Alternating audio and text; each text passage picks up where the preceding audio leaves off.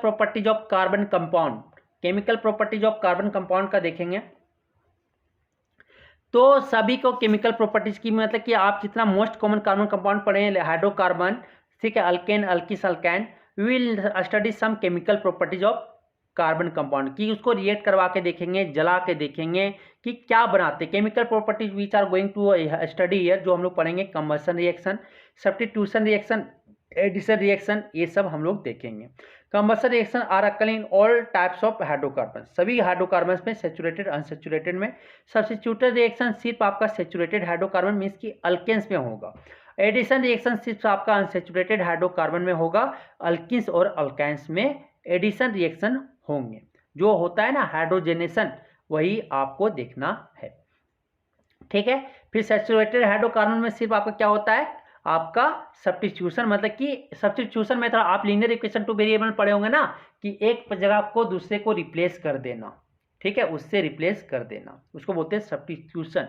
और आपको saturated addition मतलब कि ऐड कर देना, कंबशन मतलब कि बर्न करना। ये तीनों reaction chemical properties carbon compounds का यहाँ पे हम लोग देखेंगे। चलिए लेट कर बिना किए हुए हम लोग कंबशन देखेंगे, बर्निंग और बर्निंग। कंबशन को ही हम लोग बर्निंग कहते हैं।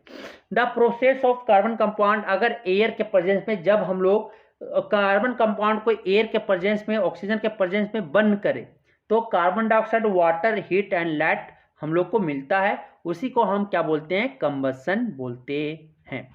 द प्रोसेस ऑफ बर्निंग किसको बोलेंगे, देखते हो, the process of burning of carbon compound in air to give carbon dioxide, water, heat and light is known as combustion.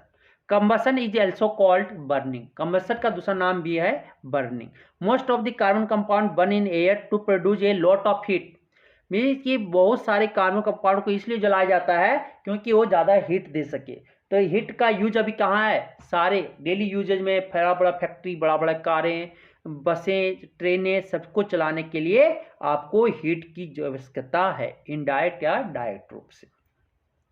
For example, alkane burn in air to produce a lot of heat due to which alkanes are excellent fuel. तो alkanes को जला के, air के presence में जला के क्या lot of heat मिलता है, जो अल्केन्स आर एक्सेलेंट फ्यूल है। अल्केन्स एक बहुत अच्छा, सबसे अच्छा फ्यूल कह सकते हैं। Let us N example of the combustion of alkane called methane. Methane को अगर नेचुरल गैस जो है तो उसको क्या कर रहे हैं, जला रहे हैं, एग्जाम्पल देख रहे हैं, ठीक है। जब मीथेन को हम ऑक्सीजन के प्रेजेंस पे जला देते हैं, रिएक्टेंट यहाँ पे क्या क्या आ गया, आपका मीथेन और ऑक्सीजन आ गया। एरो में क्या, एरो क्या बताता है कि रिएक्शन हो रहा है, कंबशन करवा दिए, ठीक है, बर्न करवा दिए, बर्निंग करवा दिए। जैसे करवाएं वो क्या प्रोड्यूस करेगा, carbon dioxide plus water, CH methane है ना, CHO, तो कार्बन CO2 प्लस वाटर, और लार्ज अमाउंट ऑफ क्या देगा, हीट देगा, और क्या देगा, लाइट देगा। तो अगर हम एग्जांपल देखें क्या क्या, कि जब कार्बन कंपाउंड को अगर ऑक्सीजन के प्रेजेंस में बर्न कर रहे हैं तो वो प्रोडक्ट में क्या देगा, carbon dioxide, water, heat and light देगा। उस प्रोसेस को हम बोलते हैं कंबशन या बर्निंग। एग्जाम्पल, मीथेन को अगर हम ऑक्सीजन के प्रेजेंस में जला रहे हैं तो अल्केन जो है वो लार्ज अमाउंट में हीट प्रोड्यूस कर रहा है, इसलिए अल्केन्स को हम लोग एक्सेलेंट फ्यूल्स भी बोलते हैं। जब मीथेन को हम लोग क्या कर रहे हैं, ऑक्सीजन के प्रेजेंस में हम लोग जला रहे हैं, तो CO2, वाटर और क्या, हीट एंड लाइट हम लोग को मिल रहा है, ठीक है। अगर वही बुटेन को जला रहे हैं, बुटेन को, ठीक है, बुटेन को जला रहे हैं, LPG को कंबशन कर रहे हैं, किसके प्रेजेंस में, O2 के प्रेजेंस में अगर आप जला रहे हो, ठीक है, कंबशन कर रहे हो, तो उसमें आपको क्या मिलेगा, CO2 मिलेगा, वाटर मिलेगा, और आपका क्या, हीट एंड लाइट मिलेगा, हीट एंड लाइट मिलेगा। आप बैलेंस करना पड़ेगा तो बैलेंस कर लेना, 4 इसके बाद ऐसे ऑक्सीजन लगा के आप बैलेंस कर लोगे, बहुत अच्छे से आता होगा आपको बैलेंसिंग, ठीक है। तो ऑक्सीजन यहाँ पे कितना हो गया, देख लो, 8 ऑक्सीजन, 4 कार्बन, यहाँ पे 5 लगा दो, यहाँ पे आप कितना, 4 लगा दो, देखो बैलेंस हो गया, 4 carbon 4 carbon, 8 oxygen 8 oxygen, 10 hydrogen 10 hydrogen, ये आपको बैलेंस हो गया। नेचुरल गैस जो है वो लार्ज अमाउंट में हीट प्रोड्यूस करता है जब उसको ऑन बर्निंग करते हैं। It is used as fuel in homes, transport, in industry. Transport में भी आपका CNG का गैस यूज होता है ना, अभी दिल्ली में प्रदूषण कम होता है, प्रदूषण कम है, ठीक है। पोल्यूशन को कम करने के लिए दिल्ली में यूज किया जा रहा है एलपीजी सीएनजी गैस का ज़्यादा। इंडस्ट्री में भी आपका मीथेन का यूज है, नेचुरल गैस का। होम में खाना पकाने के लिए एलपीजी भी है। बुटेन, बुटेन को भी अगर जलाते हो, ठीक है, ऑक्सीजन के प्रेजेंस में, तो कार्बन डाइऑक्साइड, ये इसका रिएक्शन हम यहाँ पे लिखते हैं। Carbon and its compound due to this butane is a excellent fuel, ठीक है। Carbon and its compound are used as fuel because they burn in air releasing a lot of heat energy. Carbon और इस compound को हम लोग used fuel की तरह इसीलिए कर रहे हैं क्योंकि वो जलने के बाद लार्ज अमाउंट में एयर के में रिलीज क्या करता है, large amount of heat energy release करता है। इसलिए हम लोग उसको उसको क्या बोलते हैं, उसको हम क्या फ्यूल की तरह में यूज करते हैं। किसको? अल्केन्स को। अल्केन्स एक बहुत बड़ा आपका क्या एक्सेलेंट फ्यूल्स है। अब आता है सेचुरेटेड हाइड्रोकार्बन, किसको? अल्केन्स को। Generally burn in air with A blue and non सूटी फ्लेम। सेचुरेटेड हाइड्रोकार्बन अगर आप ऑक्सीजन के एयर के प्रेजेंस में, ऑक्सीजन के प्रेजेंस में जला रहे हो तो ये ब्लू फ्लेम और नॉन सूटी फ्लेम और नॉन लुमिनियस फ्लेम में वो क्या कर रहा है, जल रहा है। नॉन सूटी फ्लेम मतलब वहां पे धुआं उससे नहीं निकलता। कैसे पता करोगे? तो बर्तन को आप रख दो, गैस में जला रहे हो एक इसमें, तो वहां पे अगर आप रखोगे तो आपका उटेंसिल्स क्या होगा, काला नहीं पड़ेगा क्योंकि वहां पे धुआं नहीं। This is because the percentage of carbon in the saturated hydrocarbon is comparatively low, क्योंकि वहां पे जो परसेंटेज है कार्बन का वो सैचुरेटेड हाइड्रोकार्बन में कंप्लीटली क्या है, लो है, which gets oxidized completely by the oxygen present in air. जो कंप्लीटली क्या हो रहा है, ऑक्सीजन के प्रेजेंस में अगर ऑक्सीजन उसको मिल रहा है, एयर के प्रेजेंट में ऑक्सीजन उसको के द्वारा क्या कर रहा है, कार्बन प्योर ऑक्सीडाइज हो जाए, मीन्स की एडिशन ऑफ ऑक्सीजन वहां पे हो जा रहा है। If however the supply of air and hence oxygen, ठीक है, of burning for burning is reduced और limited, then incomplete combustion of even saturated hydrocarbon will take place and they will burn producing a sooty flame। अगर hydrocarbon, अगर आप क्या करो, ये saturated hydrocarbon को अगर limited oxygen burning of air जो है उसका सप्लाई अगर कम कर दें, लिमिटेड कर दें, इनसफिशिएंट कर दें ऑक्सीजन को, तो वो इनकम्प्लीट कंबसन होगा सैचुरेटेड हाइड्रोकार्बन का, और वहां पे क्या होगा, सूटी फ्लेम के साथ, वो धुआं के साथ जलेगा।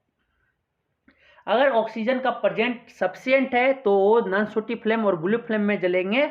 अगर क्या करो, ऑक्सीजन को कम कर दो, लिमिटेड कर दो, रिड्यूस कर दो, इनकम्प्लीट कंबसन करवा दो, मीन्स कि ऑक्सीजन का सप्लाई कम कर दो, तो वहां पे आपका सूटी फ्लेम का प्रोड्यूस होने लगेगा।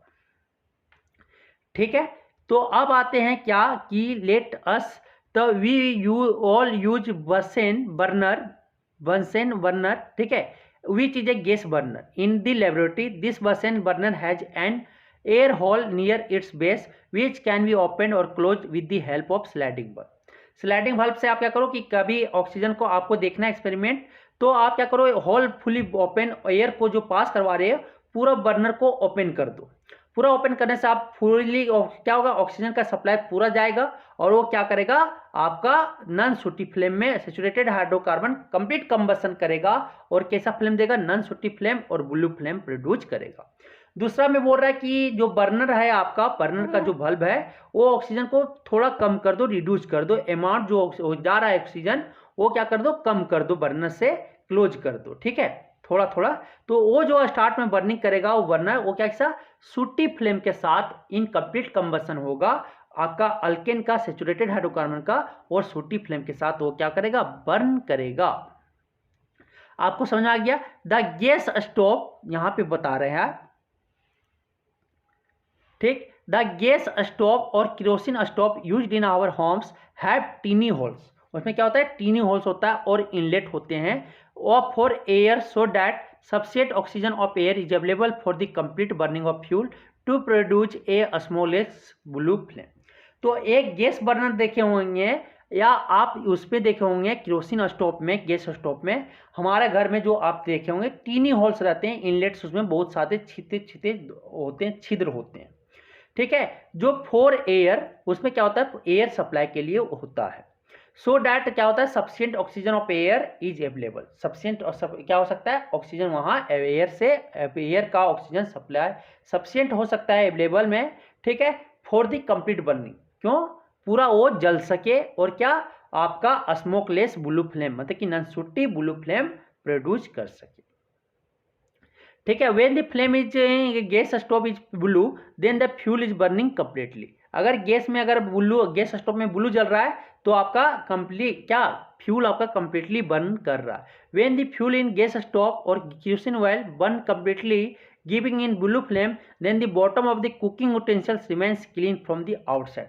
कि कैसे आप देख सकते हैं कि आपका ब्लू फ्लेम अगर जल रहा है तो यूटेंसिल्स आपका क्लीन रहेगा, जो बर्तन कुकिंग यूटेंसिल्स है वो आउटसाइड से आपका क्या क्लीन रहेगा। It does not gate blanket, वो काला नहीं पड़ता है। If the fuel in A gas stove does not burn completely, अगर वो सूटी फ्लेम से प्रोड्यूस कर रहा है तो विच ब्लैकन, जो उसका बॉटम है कुकिंग यूटेंसिल्स का बॉटम क्या हो जाएगा, ब्लैकन हो जाएगा, काला पड़ जाएगा outside. If the bottom of the cooking utensils in our homes are getting blackened, अगर वो काला पड़ रहा है तो it shows that air holes of the gas stove are getting blocked and fuel is not burning completely. अगर आपके घर में कैसे पता कर सकते हो कि मेरा गैस सही से जल रहा है कि नहीं जल रहा है, इनकम्प्लीट जल रहा है, तो अगर आपके यूटेंसिल्स काला पड़ने लगे, ये ब्लैकेंड होने लगे, तो समझो कि आपके जो गैस स्टोव के छिद्र चीनी होल्स है वो ब्लॉक्ड हो गया है और एयर सप्लाई इनसफिशिएंट हो गया और गैस आपका जो है आपका इनसफिशिएंट इनकम्प्लीट बर्न कर रहा है और ये आपको क्या कि नॉट बर्निंग कंप्लीटली, आपका gas completely burn, fuel completely नहीं कर रहा है। आपको समझ में आ गया होगा। अब क्या होता है unsaturated hydrocarbon. Unsaturated hydrocarbon alkenes and alkanes burn in air with a yellow flame, yellow sooty flame producing black smoke. अगर आप अनसैचुरेटेड हाइड्रोकार्बन अल्किन्स और अल्कान्स को अगर ऑक्सीजन के एयर के प्रेजेंस में जला रहे हो तो ये कैसा जलेगा, येलो और सूटी फ्लेम में जलता है ऑलवेज। आपके हाइड्रोकार्बन जो है ये आपके सैचुरेटेड हाइड्रोकार्बन ये नॉन सूटी फ्लेम में जल रहा था, ब्लू फ्लेम और येलो फ्लेम दोनों फ्लेम में जल रहा था। अगर आपका वहाँ सूटी फ्लेम ब्लू फ्लेम और सूटी और नॉन सूटी, ठीक है, अगर वो सूटी फ्लेम में जल रहा है, ब्लैकेंड हो रहा है, तो वहां पे ऑक्सीजन की सप्लाई क्या हो गया, कम हो गया है। और अगर वो स्मोकलेस या नॉन सूटी ब्लू फ्लेम में जल रहा है तो वहां पे ऑक्सीजन का सप्लाई क्या है, सफिशिएंट है और एक कंप्लीट फ्यूल जो है कंप्लीटली बर्न कर रहा है। लेकिन अनसैचुरेटेड हाइड्रोकार्बन में हमेशा ऑक्सीजन के प्रेजेंस में येलो और सूटी फ्लेम के साथ मीन्स की प्रोड्यूसिंग ब्लैक स्मोक, वो काला धुआं प्रोड्यूस कर रहा है। जब इथिन और इथेन को हम एयर के प्रेजेंस में जलाएं तो ये सूटी फ्लेम के साथ जलेगा।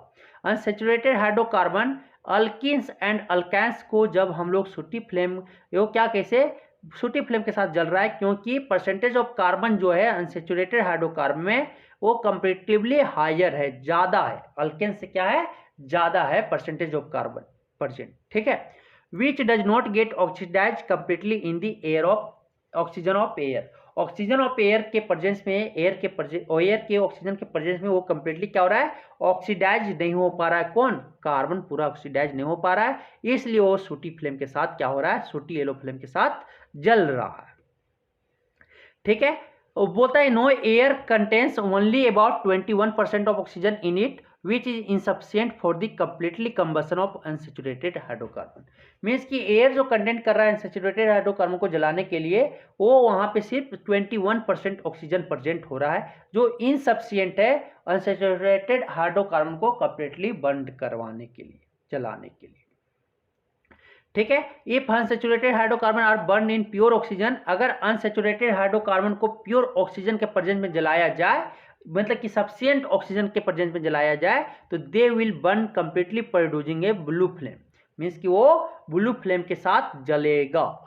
अगर अनसैचुरेटेड हाइड्रोकार्बन में प्योर ऑक्सीजन दे दें तो वो कंप्लीटली बर्न करेगा और क्या प्रोड्यूस करेगा, ब्लू फ्लेम, वहां पे कोई स्मोक नहीं होगा, वहां पे कोई स्मोक नहीं होगा, ठीक है। तो एस्टिलीन आपका इथाइन जो है वो आपका अनसैचुरेटेड हाइड्रोकार्बन है, उसमें आपका वेरी सूटी फ्लेम प्रोड्यूस करता है जब इनकम्प्लीट कंबसन होता है एस्टिलीन का तब। लेकिन उसका अगर मिक्सचर एस्टिलीन अगर और प्योर ऑक्सीजन का अगर बंड करवाया जाए तो एस्टिलीन आपका कंप्लीटली प्रोड्यूस करेगा, ब्लू फ्लेम प्रोड्यूस करता है। ऑक्सीजन एस्टिलीन फ्लेम और oxy acetylene flame is extremely hot and produce a very high temperature which used for welding metals. जो आपकी वेल्डर जो यूज करते हैं वेल्डिंग मेटल्स के लिए, वो ऑक्सीजन और एसिटिलीन का एक मिक्सचर बनाया जाता है और वो लार्ज अमाउंट ऑफ हॉट और प्रोड्यूस करता है, जलता है, ठीक है, फ्लेम के साथ। और वो क्या produce a very high temperature जो वेल्डिंग मेटल की तरह में यूज किया जाता है।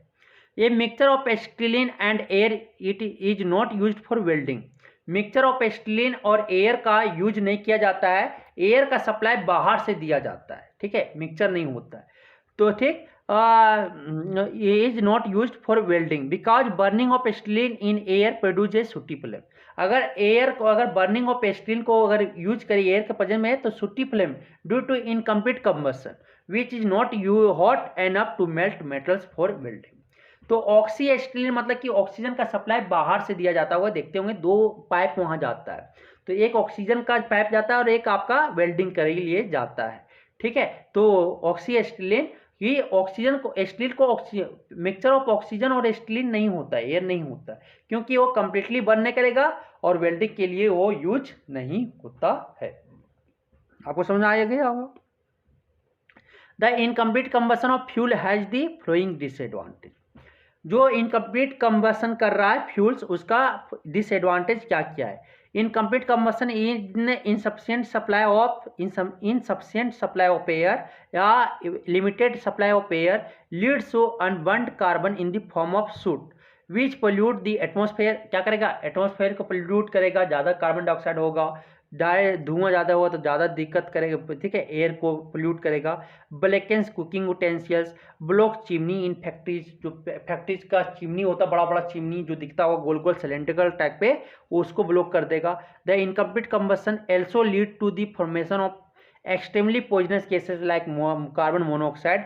ये सब पॉइजनस गैसेज बनाते हैं इनकम्प्लीट, अगर इनसफिशिएंट या इनकम्प्लीट कंबशन होता है फ्यूल का, तो ये सब डिसएडवांटेज हो सकता है। अनदर है incomplete combustion of fuel produce less heat than that produce a complete combustion. Complete combustion में जो होता है उससे ओल फ्यूल, पहला जो डिसएडवांटेज है, कुकिंग यूटेंसिल को ब्लैकेंस कर देगा, एटमॉस्फेयर को पोल्यूट कर देगा, चिमनी चिमनी फैक्ट्रीज में जो चिमनी है उसको ब्लॉक कर देगा। दूसरा जो है वो lead formation of extremely poisonous gases carbon monoxide. तीसरा जो है हीट लीड लेस प्रोड्यूस करेगा कंप्लीट कंबशन से, ठीक है। अब आता है सब्स्टिट्यूशन रिएक्शन। अब क्या आता है सब्स्टिट्यूशन रिएक्शन। सब्स्टिट्यूशन रिएक्शन किसको बोलेंगे, सब्स्टिट्यूट का होना, मीन्स कि उसके जगह पे कोई दूसरा आ जाना, हाइड्रोजन को रिप्लेस करके दूसरा आ जाना, ठीक है। तो सब्स्टिट्यूशन की सैचुरेटेड हाइड्रोकार्बन में सब्स्टिट्यूशन रिएक्शन होता है। Saturated hydrocarbon are quite unreactive. वो क्या होता है, अनरिएक्टिव होता है, because they contain only single, ये पढ़े थे ना, carbon carbon single bond. Being unreactive saturated hydrocarbon do not react with many substances, वो मेनी सब्सटेंसेस से रिएक्ट नहीं करता है। Saturated hydrocarbon undergo substitution reaction with chlorine in the presence of sunlight. Saturated hydrocarbon जो है chlorine के साथ substitution reaction में जाता है जब सनलाइट के प्रेजेंस में ओनली, ठीक है। Before we describe the substitution reaction of saturated hydrocarbon methane with chlorine we should know the meaning of substitution reaction. Substitution reaction क्या होता है, the reaction in which one or more hydrogen atom of a hydrocarbon are replaced by the some other atoms like chlorine is called a substitution reaction। Substitution reaction क्या इसको बोलते हैं, एक या एक से ज़्यादा हाइड्रोजन एटम, हाइड्रोकार्बन के हाइड्रोजन एटम, एक या एक से ज़्यादा एटम को कोई दूसरे एटम से क्या किया, जैसे क्लोरीन से क्या किए रे, रिप्लेस्ड कर दे, तो उस रिएक्शन को हम क्या बोलते हैं, सब्स्टिट्यूशन रिएक्शन बोलते हैं। The reaction in which one और more hydrogen atom of a hydrocarbon are replaced by some other atom like chlorine is called substitution reaction. क्या बोलो कि अगर आपके प्लेस पे कोई दूसरा जगह पे गया और आप दूसरी जगह पे चले गए तो उसे बोलेंगे सब्स्टिट्यूट होना। जैसे सब्स्टिट्यूशन में था लीनियर इक्वेशन 2 वेरिएबल में पढ़े होंगे कि x के जगह पे क्या किए, y का मान रख के सॉल्व कर दिए, तो क्या कर दिए, सब्स्टिट्यूट कर दिए वैल्यू y का x में, ठीक है। इसी तरह यहाँ पे आपको उस प्रोसेस का नाम है if the substitution of hydrogen atom takes place by chlorine is known as chlorination. इसी को बोलते हैं क्लोरीनेशन। कि अगर हाइड्रोजन एटम को सब्स्टिट्यूट करके if the substitution of hydrogen atom by takes place by chlorine it is called chlorination. इसको chlorination बोलते हैं। Please note that substitution reaction like chlorination are a characteristic property of saturated hydrocarbons or alkane.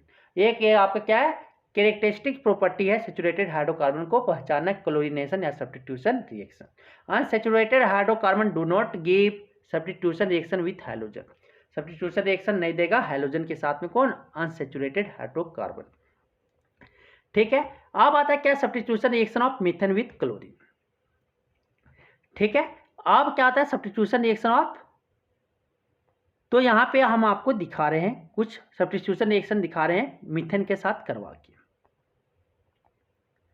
ठीक, तो substitution reaction CH4 और यहाँ पे क्या आ गया, Cl2 आ गया। ठीक, अगर ये लिमिटेड में रहा, किसमें रहा, लिमिटेड में रहा, सनलाइट बोले या Hμ बोले, एक ही होता है सनलाइट, क्या बोलेंगे, Hμ। इसके पश्चात में रिएक्ट करवा दिए तो क्या बना देगा, CH3Cl। ठीक, और इसका नाम क्या है, क्लोरोमीथेन। क्या बनाया, क्लोरोमीथेन बना दिया। ठीक, अब क्या हुआ कि अब एक सब्स्टिट्यूट किया, क्या है, Cl प्लस क्या बन गया, साइड प्रोडक्ट आपका जो बनेगा हाइड्रोक्लोरिक एसिड बन जाएगा। ठीक है, और ये बनने के बाद आपका क्या हो गया कि यहाँ पे क्लोरोफॉर्म आपके क्लोरोमीथेन बन गया। क्या किया, Cl हाइड्रोजन को रिप्लेस कर दिया। क्या हुआ दिखाते हैं, H दे दो, H दे दो, H दे दो, H दे दो, प्लस Cl, यहाँ पे Hμ सनलाइट है। क्या करेगा, AH बोलेगा कि A इसके साथ रिमूव हो जाएगा और ACl बोलेगा हम यहाँ पे चले जाएंगे, और क्या बना लेगा, Cl यहाँ AC अटैच्ड होगा, HA अटैच्ड हो जाएगा और HCl क्या, Cl इसके साथ रिएक्ट कर जाएगा, ये रिएक्शन बन जाएगा। ठीक है, Cl2 यहाँ पे क्या था, लिमिटेड में था। अब क्या होता है कि वही मीथेन CH4 अगर Cl2 क्या हो गया, एक्सेस में आ गया, मीन्स कि ज्यादा में आ गया, Hμ के सनलाइट के प्रेजेंस में क्या बना लेगा, CH3Cl। आपको पता है कि 1 या 1 से ज्यादा जितना भी हाइड्रोजन आइटम रहेगा तब तक वो रिप्लेस कर देगा। ठीक है, तो ये बना देगा, इसको क्या बोलते हैं, क्लोरोमीथेन। फिर Hμ और क्या आएगा, Cl2 एक्सेस में है ना, तो Cl2 आएगा, फिर क्या बना लेगा, CH2Cl2। यहाँ पे क्या, 2 क्लोरीन आया तो क्या होगा, एक क्लोरो, तो मोनो क्लोरो ही बोलते, तो यहाँ पे डाइक्लोरोमीथेन हो जाएगा। अब क्या, Cl2 एक्सेस में है ना, फिर Cl2 आएगा, Hμ आएगा, फिर क्या बना लेगा, CHCl3। जितना आएगा एक्सेस में क्लोरीन है तो जितना H है सब H को धीरे धीरे हटा देगा। इसी का नाम बोलते हैं, क्या नाम है, ट्राइक्लोरो क्या नाम है, मीथेन। 3 क्लोरीन है ना, ट्राइक्लोरोमीथेन। ऐसा कॉमन है मिथाइल ट्राइक्लोराइड, इसका कॉमन नेम मिथाइल डाइक्लोराइड, इसका common name methyl dichloride, CH2Cl2 का। ठीक है, इसी का नाम, दूसरा नाम, तीसरा नाम क्लोरोफॉर्म, CHLO क्लोरोफॉर्म। ये जो आपको क्लोरोफॉर्म जो होता है ना, किडनैपर लोग जो बेहोशी हालत करता है, तो यही क्लोरोफॉर्म का यूज करते हैं। अब क्या होता है, फिर ये क्या करेगा, Hμ लेगा और Cl2 एक्सेस में ना, Cl2 आएगा सनलाइट के प्रेजेंस में, क्या बना लेगा, CCl4 बना लेगा। इसका टेट्राक्लोरोमीथेन, 4 क्लोरीन है ना, तो क्या हो जाएगा, टेट्राक्लोरोमीथेन हो जाएगा। इसका कॉमन नेम मिथाइल टेट्राक्लोराइड हो जाएगा। कॉमन नेम क्या हो जाएगा, मिथाइल टेट्राक्लोराइड, और IPAC नेम क्या हो जाएगा, टेट्राक्लोरोमीथेन हो जाएगा। तो ये आपका सब्स्टिट्यूशन रिएक्शन का एग्जाम्पल था। अगर एक्सेस में आता है तो यहाँ तक रिएक्शन रुकेगी, और अगर आपका लिमिटेड में आता है तो ये रिएक्शन यहीं पे क्लोरोमीथेन में रुक जाएगी। आपको समझ में आ गया। चलिए अब आता है टॉपिक पे आते हैं।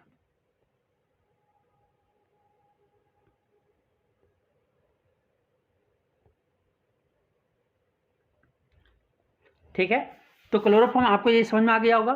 ट्राइक्लोरोमीथेन बनाया, फिर इसके बाद ये डाइक्लोरोमीथेन बता दिए, मिथाइल डाइक्लोराइड, ट्राइक्लोरोमीथेन, इसको क्लोरोफॉर्म का यूज होता है। कार्बन टेट्राक्लोराइड, टेट्राक्लोरोमीथेन इसका नाम हो गया, ठीक है, CCl4 का, या बोल सकते हैं कार्बन टेट्राक्लोराइड भी बोल सकते हैं। कॉमन नेम कार्बन टेट्राक्लोराइड, या कॉमन नेम इसका क्या हो जाएगा, मिथाइल टेट्राक्लोराइड, ठीक है।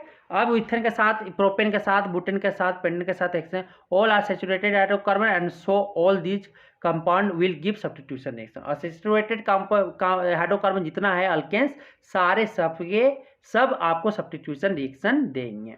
अब आता है एडिशन रिएक्शन। तो एडिशन रिएक्शन आपको कौन करेगा, अनसैचुरेटेड हाइड्रोकार्बन आपका क्या होता है, वो रिएक्टिव होते हैं।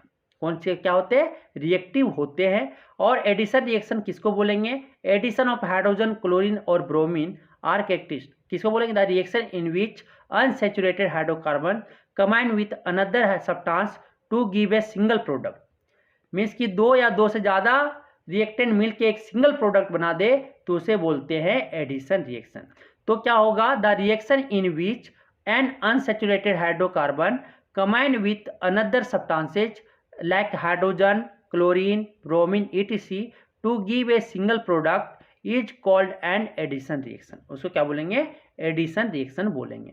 जब अनसैचुरेटेड हाइड्रोकार्बन कोई अदर सब्सटेंस से रिएक्ट करके सिंगल प्रोडक्ट दे तो उस रिएक्शन को हम एडिशन रिएक्शन बोलते हैं। अब आता है क्या,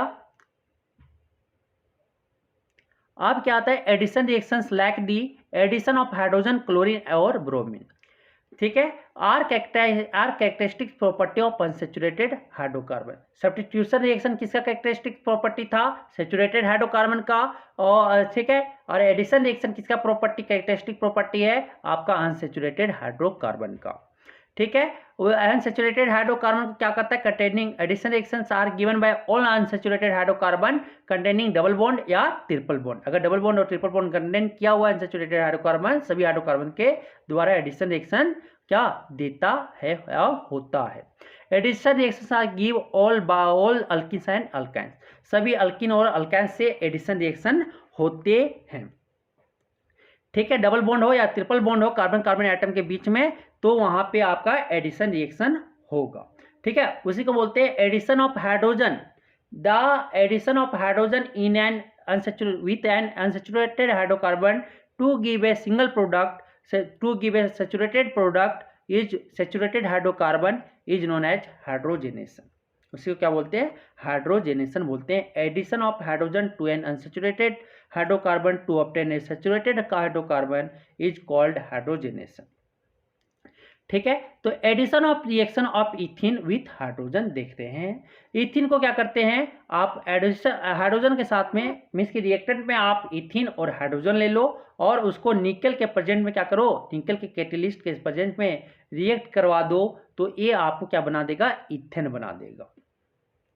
तो CH2 डबल बॉन्ड CH2 इथिन ले लिए प्लस H2, ये दोनों को निकल कैटेलिस्ट के प्रेजेंट में क्या करवा दिए, रिएक्ट करवा दिए। निकल कैटेलिस्ट एक ऐसा चीज है जो जैसे के तैसे रह के दूसरे को रिएक्शन को बढ़ा देना, रेट ऑफ रिएक्शन को बढ़ा देना, ठीक है, उसी को बोलते हैं निकल कैटेलिस्ट, ठीक है। तो अगर CH2 डबल बॉन्ड CH2 इथिन को अगर हाइड्रोजन के प्रेजेंस में रिएक्ट करवा देते हैं तो वहां पे आपको क्या, ये दोनों हाइड्रोजन क्या करेगा, ये बॉन्ड को तोड़ेगा और एक H यहाँ पे एक H यहाँ पे जुट के आपको क्या, इथेन बना देगा। मीन्स कि अगर अल्किन है तो आपका हाइड्रोजन के प्रेजेंस में H2 के प्रेजेंस में रिएक्ट होके क्या बना देगा, निकल कैटेलिस्ट के प्रेजेंस में ये आपका क्या बना देगा, अल्केन बना देगा। अल्किन प्लस H2 निकल कैटेलिस्ट के प्रेजेंट में हिट कर दें तो वो किस में बना देता है, अल्केन में बना देता है। फॉर एग्जांपल इथिन को हाइड्रोजन के प्रेजेंस में रिएक्ट करवा दिए, ऐड करवा दिए निकल कैटेलिस्ट के प्रेजेंस में, तो क्या बना देगा, इथेन बना देगा। प्रोपिन को अगर H2 को एडिशन करवा दिए निकल कैटेलिस्ट और हिट दे दिए तो ये क्या बना देगा, प्रोपेन में बना देगा। बुट्टिन है तो बुट्टेन में बना देगा, पेंटिन है तो किसमें, पेंटेन में बना देगा, ठीक है। तो please note that in this reaction 1H atom adds to C atom of ethane due to which double bond open up to form a single bond in ethane.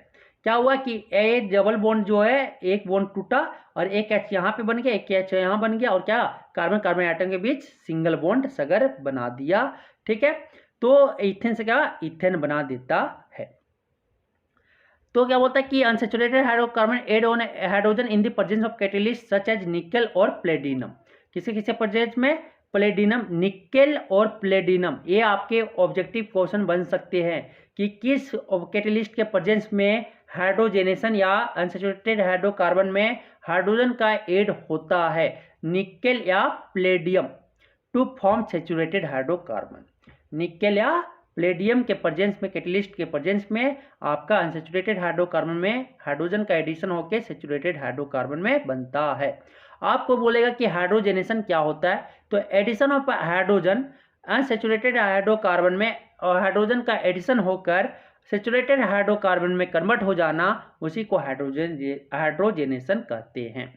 The addition of hydrogen to an unsaturated hydrocarbon to obtain a saturated hydrocarbon means की alkene और alkyne में hydrogen का add होकर वो किस में convert हो जाना, आपका अल्केन में, तो उसी को तो हम हाइड्रोजनेशन कहेंगे।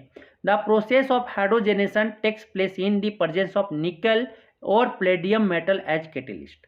आपके प्रोसेस ऑफ हाइड्रोजनेशन किसके प्रोसेस में होते हैं, किसके प्रेजेंस में, निकल या palladium metal as a catalyst के प्रेजेंस में होता है। The process of hydrogenation has an important industrial application.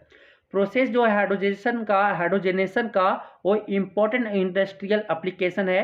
It is use to prepare vegetable घी। जो पहले वनस्पति घी होता था ना, डालडा, वो वेजिटेबल ऑयल से वेजिटेबल घी बनाने में यूज किया जाता है।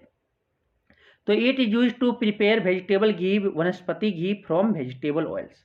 वेजिटेबल ऑयल से हाइड्रोजनेशन प्रोसेस करके आपका क्या वेजिटेबल की डालडा वगैरह बना लिया जाता है। ये आपका डिस्कशन किया गया है बिलो में। तो हाइड्रोजनेशन ऑफ ऑयल, आप क्या देखेंगे, हाइड्रोजनेशन ऑफ ऑयल देखेंगे, ठीक है। तो vegetable oil like groundnut oil हो गया, कॉटन सीड ऑयल हो गया, मस्टर्ड ऑयल हो गया, आर अनसेचुरेटेड कंपाउंड। एक क्या होते हैं, अनसेचुरेटेड कंपाउंड होते हैं। जितने भी ऑयल हैं आपके, मस्टर्ड ऑयल वगैरह, cottonseed oil, groundnut oil, ये सब क्या डबल बॉन्ड कंटेन किया हुआ है। They are in liquid state at room temperature. At room temperature पे, रूम के टेम्परेचर पे वो क्या लिक्विड स्टेट में होता है। Due to presence of double bond के प्रेजेंस के होने के कारण vegetable oils undergo addition of hydrogen. Double bond होने के कारण वेजिटेबल ऑयल जो है एडिशन ऑफ हाइड्रोजन होता है, जैसे like alkene to form saturated product called vegetable ghee.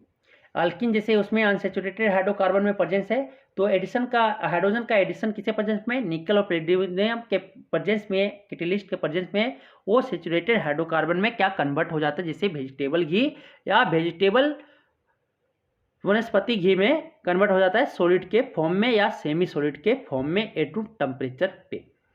Addition of hydrogen और hydrogenation to the vegetable oils lead to the formation of vegetable ghee और वनस्पति घी।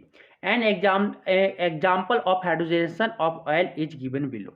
क्या किया गया यहाँ पे, वेजिटेबल ऑयल आपको देखो ये आर जो है अल्काइल ग्रुप है और डबल बॉन्ड आ गया ना बीच में, तो ये वेजिटेबल ऑयल अनसैचुरेटेड फैट है, अनसैचुरेटेड फैट है, ठीक है, लिक्विड स्टेट में है।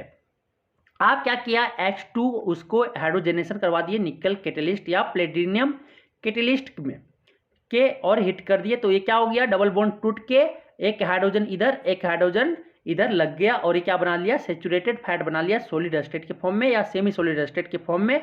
उसको बोलते हैं वेजिटेबल घी या वनस्पति घी में बना लिया। तो please note that vegetable oil is a liquid and vegetable ghee is a solid. Vegetable oil जो आपके होते हैं वो लिक्विड के फॉर्म में, लेकिन घी आपके सॉलिड या सेमी सॉलिड के फॉर्म में पाए जाते हैं। Vegetable oil containing unsaturated fatty acid are good for our health. कि हम लोग अनसैचुरेटेड अगर खाते हो, ठीक है, अनसैचुरेटेड बोले तो mustard oil, cotton seed oil, ground nuts oil, अगर ये आप अगर खाते हो अनसैचुरेटेड हाइड्रोकार्बन को आप खाते हो तो एक गुड है, हमारे हेल्थ के लिए सही है, ठीक है। अनसैचुरेटेड फैटी एसिड को आप खा रहे हो तो ये हमारे शरीर के लिए क्या है, स्वास्थ्य है, ठीक है, गुड है, हेल्दी है। We should therefore use oil for cooking, और इसलिए हमको क्या वेजिटेबल ऑयल को यूज करना चाहिए खाना पकाने में। Some of the common cooking oil sunflower oil, कर्डी oil, soybean oil and groundnut oil. These are available in the market under the brand names such as Sundrop, Sapola, Fortune, Dalda, refined oil, etc. Such saturated fats like vegetable ghee obtained by the hydrogenation of oils are not good for health. Unsaturated जो आपका unsaturated है, ठीक है, oils जो हैं वो आपके health के लिए गुड है, सही है, लेकिन अनसेचुरेटेड जो सेचुरेटेड ऑयल फैट्स है, ठीक है, जैसे वेजिटेबल घी हो गया, जो आपको हाइड्रोजनेशन के प्रोसेस से ऑयल से आपके ऑब्टेन किए गए हैं, वो हमारे हेल्थ के लिए सही नहीं है। They are available in the market under the brand names as Dalda, Rath, Panghat, etc. ये सब के नाम से आपके मार्केट में प्रेजेंट है। The animal fats like butter and desi ghee are also saturated fats containing saturated fatty acid which are said to be harmful for health. अगर आप जो एनिमल्स फैट खा रहे हो, बटर, देसी घी, ये सब जो आप खाते हो वो सेचुरेटेड फैट्स है, ये आपके सेचुरेटेड फैटी एसिड उसमें कंटेन किया हुआ है। सेचुरेटेड फैटी एसिड सब चीज खराब है हमारे हेल्थ के लिए, वो भी क्या हमारे शरीर के लिए अगर ज़्यादा खाते हो तो नुकसानदायक है। We have also discussed only the addition reaction of hydrogen with unsaturated hydrocarbon. Other substances such as chlorine, bromine also give addition reaction with unsaturated hydrocarbon. Unsaturated hydrocarbon के साथ क्लोरीन और ब्रोमीन के साथ भी हम लोग क्या एडिशन रिएक्शन करवा सकते हैं अल्किन और अल्काइंस के साथ। The addition of bromine is particularly important because it is used as a test for unsaturated hydrocarbon. क्या कि ब्रोमीन का एडिशन इसीलिए इम्पोर्टेंट है क्योंकि अनसेचुरेटेड हाइड्रोकार्बन को टेस्ट करके पहचानने में मदद यूज करते हैं, कि अनसेचुरेटेड हाइड्रोकार्बन को पहचानने के लिए ब्रोमीन वाटर टेस्ट होता है।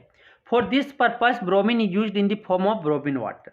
इसी पर्पस के लिए ब्रोमीन को किसे यूज किया जाता है, ब्रोमीन वाटर की तरह यूज किया जाता है। ये solution of bromine in water is known as bromine water. Bromine water किसको बोलेंगे, अगर ब्रोमीन वाटर में प्रेजेंट है, एक सोल्यूशन वाटर में ब्रोमीन प्रेजेंट है, ठीक है, ब्रोमीन और वाटर का सोल्यूशन है, तो उसे हम ब्रोमीन वाटर कहते हैं। तो bromine water has a red brown colour due to the presence of bromine in it. Bromine water का जो कलर होता है कैसा होता है, रेड ब्राउन कलर होता है। कैसा कलर होता है, रेड ब्राउन कलर होता है, क्योंकि ये पानी में ब्रोमीन प्रेजेंट है, उसके कारण रेड ब्राउन कलर होता है ब्रोमीन वाटर का। जब ब्रोमीन वाटर को अगर हम अनसेचुरेटेड हाइड्रोकार्बन में क्या करें, ऐड कर देते हैं, तो bromine get added to the unsaturated hydrocarbon and जो रेड ब्राउन कलर है वो क्या होता है, ब्रोमीन वाटर का डिस्चार्ज हो जाता है, इट बिकम्स कलरलेस। क्यों हुआ, क्योंकि ब्रोमीन वाटर आपके अनसेचुरेटेड हाइड्रोकार्बन से अल्किन और अल्काइन से क्या हुआ, रिएक्ट कर गया, इसीलिए वो कलरलेस और उसका कलर जो रेड ब्राउन है वो डिस्चार्ज हो गया। समझ आ गया। If an organic compound decolourise bromine water, अगर ऑर्गेनिक कंपाउंड क्या करे, ब्रोमीन वाटर को डिकलराइज कर दे, रेड ब्राउन कलर से अगर कलरलेस कर दे, डिस्चार्ज कर दे, तो वो आपका अनसेचुरेटेड कंपाउंड है, उसमें डबल बॉन्ड और ट्रिपल बॉन्ड कंटेन है, मीन्स की अल्किन या अल्काइंस है वो। अगर ऑर्गेनिक कंपाउंड क्या कर दे, अगर डिकलराइज कर दे ब्रोमीन वाटर को, तो वो अनसेचुरेटेड हाइड्रोकार्बन है। अगर all the unsaturated compound alkenes and alkynes decolourise bromine water but saturated compound do not decolourise bromine water. अगर वही ब्रोमीन वाटर को ऑर्गेनिक कंपाउंड डिकलराइज नहीं कर पाया, मीन्स की रेड कलर को रेड ब्राउन कलर ही रहने दिया, ठीक है, कलरलेस नहीं कर पाया, तो उस कंपाउंड सेचुरेटेड है, सेचुरेटेड हाइड्रोकार्बन है, कि मीन्स की अल्केन्स वहाँ पे प्रेजेंट है। तो इथिन एंड इथाइन जो है डिकलराइज कर देगा ब्रोमीन वाटर को, क्योंकि वो अनसेचुरेटेड हाइड्रोकार्बन है, और मीथेन और इथेन आपका डिकलराइज नहीं कर पाएगा ब्रोमीन वाटर को, क्योंकि वो सेचुरेटेड कंपाउंड है, सेचुरेटेड हाइड्रोकार्बन है। तो we can distinguish chemically between a cooking oil और butter by the bromine water test. आप बटर और ऑयल को, कुकिंग ऑयल को क्या डिफरेंस कर सकते हो ब्रोमीन वाटर टेस्ट से। अगर ब्रोमीन वाटर अगर ऑर्गेनिक कंपाउंड में डाले, तो अगर वो क्या कर दिया, डिकलराइज कर दिया, तो वो आपका क्या है, अनसेचुरेटेड है, वो आपका क्या है, अनसेचुरेटेड है। अगर बटर डज नॉट डिकलराइज कर पाया ब्रोमीन वाटर को, तो वो सेचुरेटेड कंपाउंड है। अगर डिकलराइज कर दिया तो अनसेचुरेटेड, अगर डिकलराइज नहीं कर पाया तो सेचुरेटेड। बस यही आपको याद रखना है। अब चलिए ये समझ में आ गया। आप चलिए देखते हैं एक क्वेश्चन है एनसीईआरटी का, उसको हम करते हैं। तो which of the following hydrocarbons undergo addition reaction, कौन इसमें एडिशन रिएक्शन जाएगा? जो अनसेचुरेटेड हाइड्रोकार्बन होगा। तो ये देखो C2H6 ये आपका सेचुरेटेड है, इथेन है, तो ये सेचुरेटेड है, तो आपका एडिशन रिएक्शन में नहीं जाएगा। देखो C3H8 ये आपका क्या सेचुरेटेड है, देखो C3H6 डबल से 2 ज़्यादा है, मीन्स की भी आपका प्रोपेन है, मीन्स की ये भी आपका या सेचुरेटेड हाइड्रोकार्बन है, एडिशन रिएक्शन नहीं जाएगा। C3H6 ये आपका अल्किन्स है, अनसेचुरेटेड हाइड्रोकार्बन है, ये आपका एडिशन रिएक्शन में जाएगा। C2H2 ये भी आपका क्या है, ये आपका इथाइन है, ठीक है, एस्टिलीन है, ठीक, तो अनसेचुरेटेड हाइड्रोकार्बन होने के कारण ये भी क्या होगा, रिएक्शन में एडिशन रिएक्शन में जाएगा। CH4 ये आपका मीथेन है, मीन्स की सेचुरेटेड हाइड्रोकार्बन है, ये आपका रिएक्शन में एडिशन रिएक्शन में नहीं जाएगा। तो आपका C3H6 और C2H2 will undergo addition reaction because they are unsaturated hydrocarbon। अब आता है सम इम्पोर्टेंट कार्बन कंपाउंड। कुछ इंपॉर्टेंट ऑर्गेनिक कंपाउंड का, कार्बन कंपाउंड का हम यहाँ पे एक्सप्लेन करेंगे। A large number of carbon compound और organic compound are extremely useful to us. In this case, we will study the property and use of only 2 commonly important carbon compound। Organic compound 2 का हम लोग उसका property पढ़ेंगे, physical property, chemical property सारा देखेंगे। किसका किसका? इथेनॉल और इथेनोइक एसिड का, ठीक है। तो इथेनॉल का देखेंगे तो इथेनॉल का आपका कॉमन नेम जो होता है, इथेनॉल आपका आईयूपीएसी नेम है, इथाइल अल्कोहल आपका कॉमन नेम है, ठीक है। ये second member of alcohol homologous series of alcohol है। इथेनॉल जो है second member of homologous series, किसका? अल्कोहल का, अल्कोहल का होमोलोगस सीरीज का सेकेंड मेंबर है कौन? इथेनॉल। इथेनॉल का फर्स्ट मेंबर जो है वो मिथेनॉल है। और आपका फार्मूला जो होता है, मोलिकुलर फार्मूला इथेनॉल का, वो क्या होता है? C2H5OH होता है, ठीक है, which can be written as CH3CH2OH, ऐसे आप लिख सकते हो। The common name of ethanol is known as ethyl alcohol. Common जो कॉमन नेम है आपका इथेनॉल का, वो क्या होता है? इथाइल अल्कोहल होता है। इथेनॉल आप लोग देखे होंगे, दारू देखे हो? हाँ, कौन कौन लिए होंगे वो कमेंट करके बताना, ठीक है। ऐसे तो इथेनॉल हम लोग खाते हैं, फ्रूट्स में भी इथेनॉल पाया जाता है, शुगर केन में सबसे ज़्यादा पाया जाता है। अगर इसको फ्यूल की तरह यूज किया जाए ना, तो इंजन आपका एफिशिएंसी जो देता है वो बहुत ज़्यादा प्योर देगा, बहुत ज़्यादा अच्छा देगा, परसेंटेज उसका अच्छा रहेगा। अगर इथेनॉल का अगर आप क्या फ्यूल की तरह यूज, पेट्रोल की जगह पे इथेनॉल यूज करोगे तो बहुत अच्छा ये बर्न करता है। Ethanol is the most common and most widely used alcohol and sometimes ethanol is called just alcohol. और इथेनॉल को जस्ट अल्कोहल भी कहते हैं, क्योंकि उसको पानी रे पानी तेरा रंग कैसा, जिसमें डालो उसी के जैसा, ठीक है। तो इथेनॉल को अगर आप जिसमें डाल दो तो वही बना देता है। तो अल्कोहल आप पीते होंगे, लेते भी होते हैं, लेते हैं लोग, जो हानिकारक है, नहीं लेना चाहिए, ठीक है। Please note that whether we use the name ethanol और ethyl alcohol, it is just the same thing. अगर इथेनॉल या इथाइल अल्कोहल यूज कर रहे हैं तो दोनों, या अल्कोहल यूज कर रहे हैं तो ये आपका इथेनॉल के बारे में चर्चा किया जाएगा, ठीक है। तो आप देखेंगे फिजिकल प्रॉपर्टीज ऑफ इथेनॉल। तो इथेनॉल और इथाइल अल्कोहल जो होता है कलरलेस लिक्विड होता है। कोनिकल फ्लास्क में जो शो कर रहा है पिक्चर कंटेंट्स, वो क्या किया हुआ है? इथेनॉल। आप देखे होंगे ना, इथेनॉल वो कलरलेस लिक्विड होता है, ठीक है। तो ethanol is a colourless liquid having a pleasant smell and burning taste. कि आपका जो पहले इथेनॉल जो होता है कलरलेस लिक्विड है, ये प्लीजेंट स्मेल है, उसमें स्वाद, उसमें महक जो है सुंदर, वो फल के जैसा एकदम खुशबूदार है। बर्निंग टेस्ट, उसमें अगर जलाते हो तो आपकी इथेनॉल क्या होंगे? जलेगा। आप 500 रुपये नोट को इथेनॉल में डाल के जलाना, देखना आपका इथेनॉल जल के खत्म हो जाएगा, लेकिन पैसा आपका नहीं जलेगा। आप ट्राई करके तो देख सकते हो, 100% वो हमके बता रहे हैं कि आपका पैसा जैसा कि तैसा रहेगा, लेकिन इथेनॉल में डाल के जलाओगे तो पैसा आपका नहीं जलेगा, लेकिन आपका इथेनॉल जलते हुए भी देख, ये जादू है, ठीक है। Ethanol is A volatile liquid having A low boiling point of 78 degree Celsius. ये आपको डिग्री सेल्सियस याद रखना है। इथेनॉल आपका वोलेटाइल लिक्विड है, मतलब कि वो वेपराइज इजिली हो सकता है। उसका लो बॉइलिंग पॉइंट होता है, मतलब कि 78 डिग्री सेल्सियस होता है। It is lighter than water, वो पानी से क्या होता है, हल्का होता है। Ethanol mixes with water in any proportion. आपका दारू जो है, अल्कोहल जो है, इथेनॉल जो है, कोई भी प्रोपोर्शन में आप मिलाओ पानी को, जैसे 1 लीटर में 100 ml मिलाए, 1 लीटर में 500 ml मिलाए, 1 लीटर में 1 लीटर मिलाए, कोई भी लीटर में कितना भी मिलाओगे आपका वो मिक्स हो जाएगा इथेनॉल में, और पानी दोनों मिक्स हो जाएगा। इसलिए बोले ना पानी रे पानी तेरा रंग कैसा।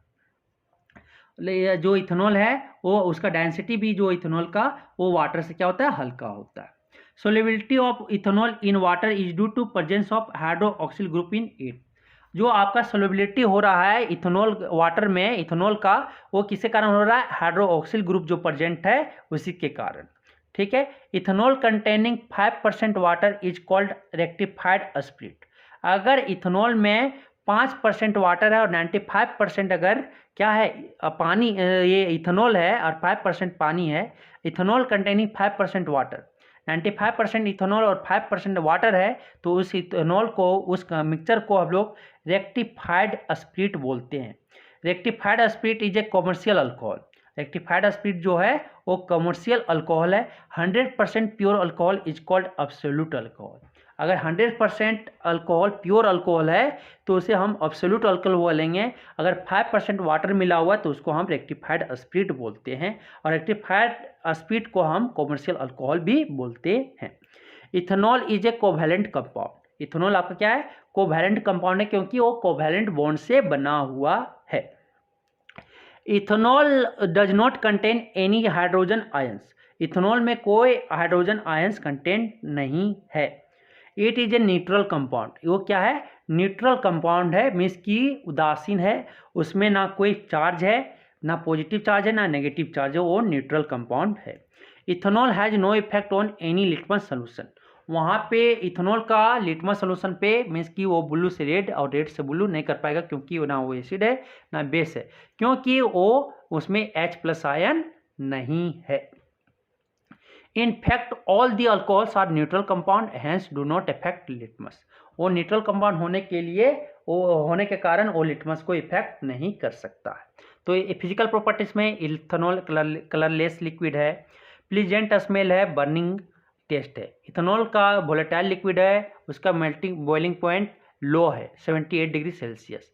वो लाइटर देन वाटर है, ये वाटर में कोई भी प्रोपोर्शन में मिल सकता है। रेक्टिफाइड स्पिरिट, अगर 5% इथेनॉल में अगर पानी मिला हुआ है, 5% पानी मिला हुआ है, तो उसको रेक्टिफाइड स्पिरिट बोलते हैं, उसको को कॉमर्शियल अल्कोहल भी बोलते हैं। अगर 100% प्योर अल्कोहल है तो उसे हम एब्सोल्यूट अल्कोहल बोलेंगे। इथेनॉल आपका कोवैलेंट कंपाउंड है, इथेनॉल में आपका H+ आयन, हाइड्रोजन आयन नहीं है, इसलिए वो न्यूट्रल कंपाउंड है। इथेनॉल कोई इफेक्ट नहीं शो करता है लिटमस सोल्यूशन पे। समझ में आ गया क्यों ना शो करता है, क्योंकि उसमें वो न्यूट्रल कंपाउंड है। अब आता है केमिकल प्रॉपर्टीज ऑफ इथेनॉल। आप क्या आता है केमिकल प्रॉपर्टीज ऑफ इथेनॉल, तो वही अगर ऑक्सीडेशन करवाते हैं, कंबसन का ऑक्सीडेशन ऑफ ऑर्गेनिक कंपाउंड, यही सब देखेंगे। ठीक है, पहला कंबसन, तो जब इथेनॉल को ऑक्सीजन के प्रेजेंस में जलाएंगे। दूसरा एडी क्या करवाएंगे, ठीक है, अगर हम उसको जलाते हैं तो क्या बनाएगा,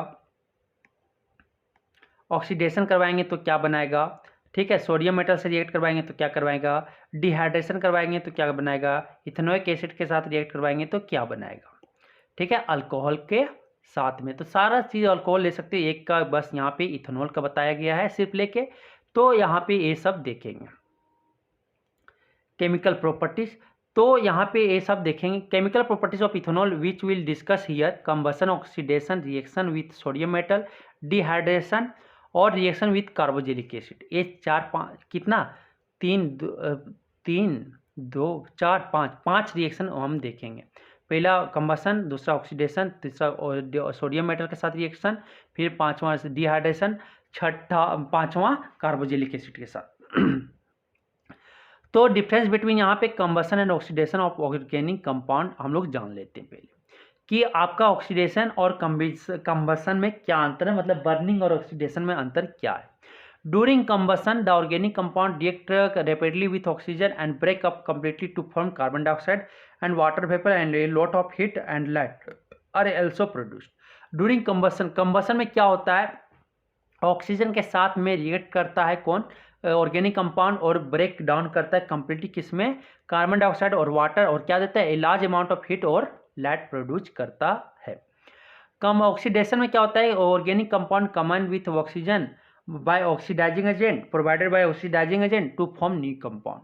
क्या होता है कि अगर वहाँ पे ऑक्सीडाइजिंग एजेंट प्रेजेंट है, उसके प्रेजेंट में वो क्या होता है कि ऑक्सीडाइज होके ऑक्सीजन के साथ वो मिल के कम्बाइन होता है, कम्बिनेशन होता है. यहाँ पे कंबसन में आपका डिकम्पोजिशन होता है, ये समझ लो, और ऑक्सीडेशन में आपका क्या होता है, कम्बिनेशन होता है कि ऑक्सीजन ऑक्सीडाइजिंग एजेंट के साथ वो कम्बाइन होके, ऑक्सीजन के साथ कम्बाइन होके वो न्यू कंपाउंड का फॉर्मेशन कर देता है. तो दोनों को आपको समझ में आ गया होगा. Oxidation is a controlled combustion, एक कंट्रोल कंबसन है, और ठीक है, और कंप्लीटली ड्यूरिंग कंबसन जो organic compound does not break down completely during oxidation, और ऑक्सीडेशन में वो कंप्लीटली ब्रेक डाउन नहीं करता है, टूटता नहीं है. ठीक है, तो कंबसन और ये आपको समझ में आ गया. तो कंबसन में क्या होता है कि ऑर्गेनिक कंपाउंड जो है रैपिडली ऑक्सीजन के साथ रिएक्ट करता है, बर्न करता है, और ये ब्रेक डाउन कर जाता है कार्बन डाइऑक्साइड, वाटर वेपर, और किसमें, lot of heat and light में प्रोड्यूस कर देता है. ठीक है, लेकिन ड्यूरिंग ऑक्सीडेशन में ऑर्गेनिक कंपाउंड क्या करता है, ऑक्सीजन के साथ कंबाइन होके प्रोवाइडेड ऑक्सीडाइजिंग एजेंट, उसके बाद वो एक न्यू कंपाउंड बना लेता है. ठीक है, और उसमें मच लीट, उसमें ज़्यादा ही ऑक्सीडेशन में आपका क्या हीट और लाइट ज़्यादा प्रोड्यूस नहीं करता है. अब आता है कंबसन को देखते हैं. तो कंबसन क्या होता है कि हाईली इन्फ्लेमेबल लिक्विड है, मतलब कि बहुत ज़्यादा वो जलनशील लिक्विड है, कौन, इथेनॉल. तो अगर it catches fire easily and start burning, वो तुरंत क्या करेगा, फायर पकड़ेगा और ये जलना स्टार्ट हो जाएगा. ठीक है, इथेनॉल बर्न्स रेडियली, जब अगर इथेनॉल को एयर के प्रेजेंस में रिएक्ट करवा देते हैं, कंबसन बर्निंग करवा देते हैं, तो ये carbon dioxide plus water plus heat and light देता है. ठीक है, जब इथेनॉल को अल्कोहल को ऑक्सीजन के प्रेजेंस में हम लोग क्या करते हैं, कंबसन करवाते हैं, तो carbon dioxide plus water plus heat plus light देगा. आपको रिएक्शन को बैलेंस कर लेना है इथेनॉल को. ठीक है, तो इथेनॉल हैज ए फ्यूल, अगर इथेनॉल को फ्यूल की तरह यूज करें तो ये आपका क्या है कि ethanol as a fuel, a material which is burn to obtain heat is called fuel. किसको बोलेंगे, ए मटेरियल, उसको फ्यूल बोलेंगे जिसको मटेरियल को बर्न करे और क्या हीट को ऑब्टेन करे, तो उसी को हम तो फ्यूल बोलते हैं. Since ethanol burns with a clear flame giving a lot of heat, therefore it is used as fuel. कि अगर इथेनॉल को अगर हम लोग जलाते तो क्लियर फ्लेम के साथ वो क्या करता है, लॉट ऑफ हीट प्रोड्यूस करता है, तो इसको हम फ्यूल की तरह यूज कर सकते हैं. Some countries add ethanol to petrol to be used as a fuel in cars. कि सम कंट्रीज जो होते हैं, कुछ देश जो होते हैं, क्या करते हैं, पेट्रोल में इथेनॉल को ऐड कर दिया जाता है, इसीलिए कि पोल्यूशन फ्री हो, कम पोल्यूट करे. तो ठीक है, इसीलिए पेट्रोल में क्या किया, इथेनॉल को ऐड कर देता है. आप प्योर इथेनॉल को पेट्रोल की तरह जैसे ही डालते हो ना, उसी तरह इथेनॉल को डाल के आप गाड़ी को चला सकते हो. ठीक है, ethanol use as additive in petrol, petrol के एडिटिव के तरह क्या इथेनॉल को यूज किया जाता है. ठीक है, देखो ethanol burn with clear flame, it is a clean fuel. देखो क्लियर फ्लेम को अगर जलाओगे तो picture left shows sugar cane crops in the field, the picture on the right side shows sugar cane. Ethanol is produce on a large scale from sugar cane. Sugar can say आपका large number of ethanol मिल सकता है, ज़्यादा ethanol मिलता है. This is मोलसेस, आप देखते हैं ना जेगरी जो बनता है गुड़, वो गुड़ आपका शुगर इंडस्ट्री में ऐसे आपका शुगर के इथेनॉल से आपका फर्मेंटेशन करके ऑफ कैन शुगर का ये आपका मोलासेस बनाया जा रहा है. ब्राज़ील और mixture of ethanol and petrol is used as a fuel of car.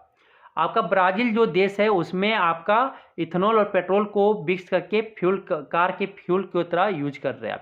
Ethanol is a clean fuel, it gives only harmless products, carbon dioxide and water vapour on burning.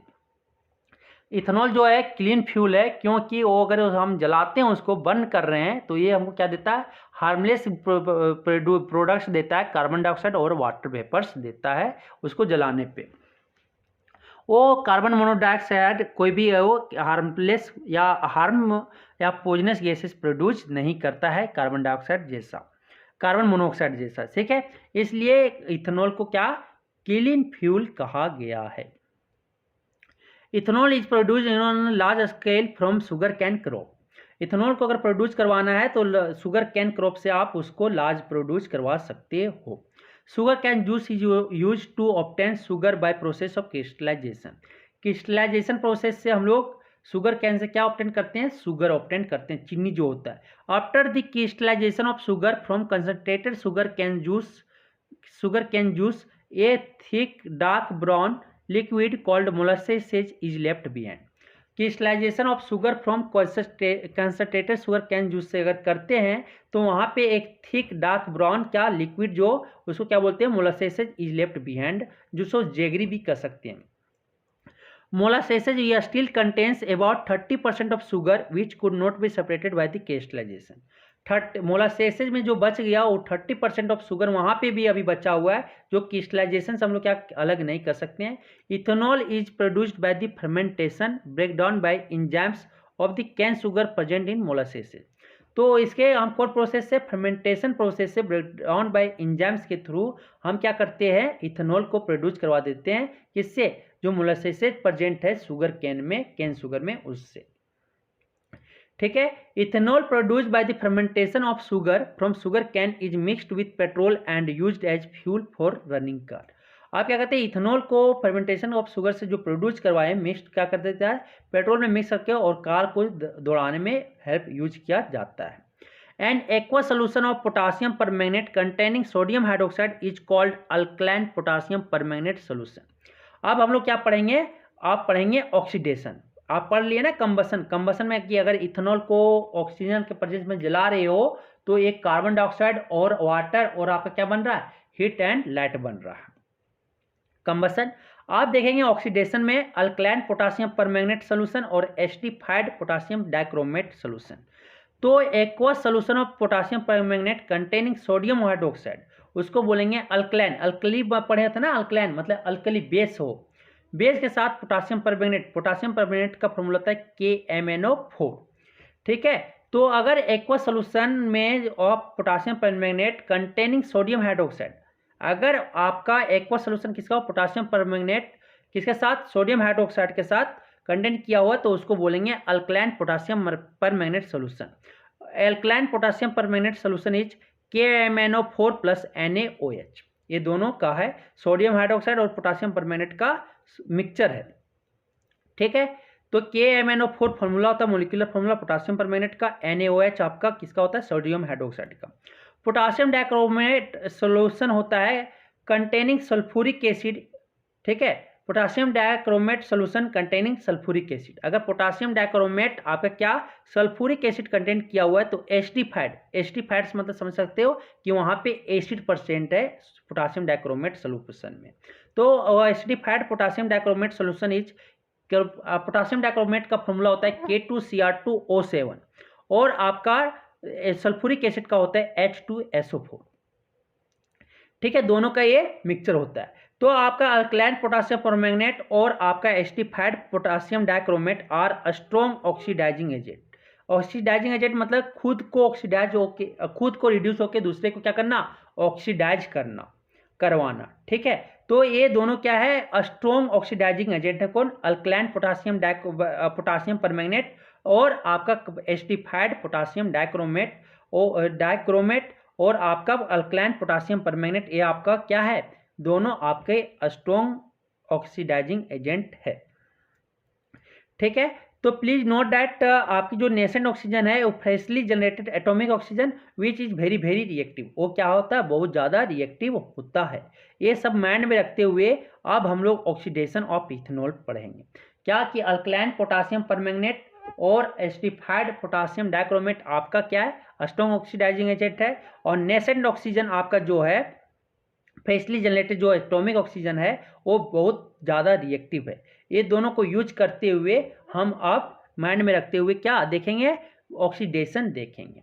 तो oxidation एक ऐसा प्रक्रिया है जिसमें क्या होता है कि रिएक्शन करके क्या कम्बिनेशन करके क्या बनाता है, ऑक्सीजन वेरी रिएक्टिव से ऑक्सीजन के साथ रिएक्ट करके क्या बना लेता है, क्या बनाता है, एक न्यू प्रोडक्ट बनाता है। न्यू प्रोडक्ट बनाने का, ठीक है, इन द प्रेजेंस ऑफ किसका, ऑक्सीडाइजिंग एजेंट के प्रेजेंस में वो क्या बनाता है, एक न्यू कंपाउंड बनाता है, उसी को तो ऑक्सीडेशन बोलते हैं। ठीक है। तो oxidation means controlled combustion, oxidation को बोल सकते हैं दूसरा नाम कंट्रोल्ड कंबशन, मीन्स कि उसको कंट्रोल्ड कंबशन में मीन्स कि प्योर उसको जलाते नहीं रहे, कि कंट्रोल्ड कंबशन मतलब कि कंट्रोल में उसको बर्न कर रहे हैं। ठीक है। तो वेन इथेनॉल को अगर अल्कलाइन पोटासियम परमैंगनेट सोल्यूशन या एस्टिफाइड पोटासियम डाइक्रोमेट सोल्यूशन के साथ क्या करवाएं, हिट करें, तो ये आपका ऑक्सीडाइज किस में हो जाएगा, इथेनोइक एसिड में ऑक्सीडाइज हो जाएगा। ऑक्सीडाइज मतलब इथेनॉल से किस में चला जाएगा, इथेनोइक एसिड में। मीन्स कि अल्कोहल को अगर नेसेंट ऑक्सीजन के साथ हिट करें, ठीक है, किसके प्रेजेंस में, alkaline potassium dichromate, alkaline potassium permanganate या एस्टिफाइड पोटासियम डाइक्रोमेट या अल्कलाइन पोटासियम परमैंगनेट के प्रेजेंस में, सोल्यूशन के प्रेजेंस में, तो वो आपका अल्कोहल अल्कोनिक एसिड में चेंज हो जाएगा, कार्बोजेलिक एसिड में चेंज हो जाएगा।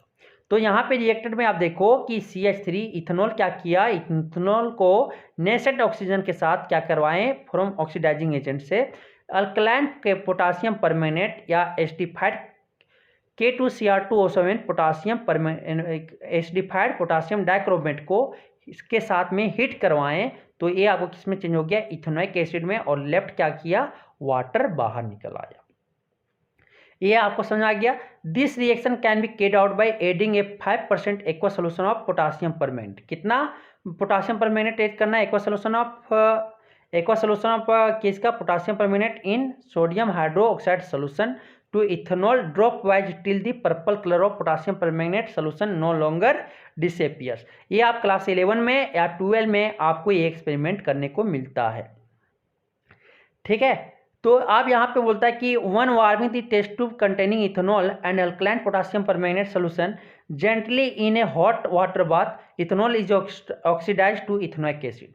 आप क्या करो कि बूंद बूंद से इथेनॉल ले लो और बूंद बूंद से क्या करो कि पोटासियम परमैंगनेट सोल्यूशन का आप क्या करो उसमें टेस्ट में डालो। आज जैसे जैसे वो क्या हुआ, कलरलेस हो गया पोटासियम, ये अल्कलाइन पोटासियम परमैंगनेट से पर्पल कलर अगर डिसअपियर हो गया वहाँ पे, तो इथेनोइक क्या हुआ, इथेनॉल से इथेनोइक एसिड में क्या हो गया, कन्वर्ट हो गया। ठीक है। This ethanoic acid form by the oxidation of ethanol can turn blue litmus to red. अब इथेनोइक एसिड को क्या करो, अगर ब्लू लिटमस अगर में आप डाले हो तो क्या कर देगा, ब्लू लिटमस से रेड कर देगा, ऑक्सीडेशन ऑफ इथेनॉल। तो we can also carry out the above reaction of the oxidation of ethanol to ethanoic acid by acidified potassium dichromate as oxidizing agent in the place of alkaline potassium permanganate। Potassium permanganate की जगह पे क्या ले लेंगे आप, इसका क्या ले लोगे, डाइक्रोमेट वाला ले लोगे, एसिडिफाइड पोटासियम डाइक्रोमेट का लेके ऑक्सीडाइजिंग एजेंट को या जे ऑक्सीडाइजिंग एजेंट, और उसको आप क्या कर सकते हो, इथेनॉल से इथेनोइक एसिड में कन्वर्ट करवा सकते हो। ये रिएक्शन बहुत इंपॉर्टेंट है, आपको याद रखना है। ठीक है। तो ये रिएक्शन आपको याद रखना है, आपको ये रखना है कि कंबसन प्योरली कंबसन है, कंट्रोल नहीं है। ठीक है, ये कंबसन ही है, लेकिन ऑक्सीडेशन आपका कंट्रोल्ड कंबसन बोल सकते हैं। अब आता है क्या, रिएक्शन विथ सोडियम मेटल।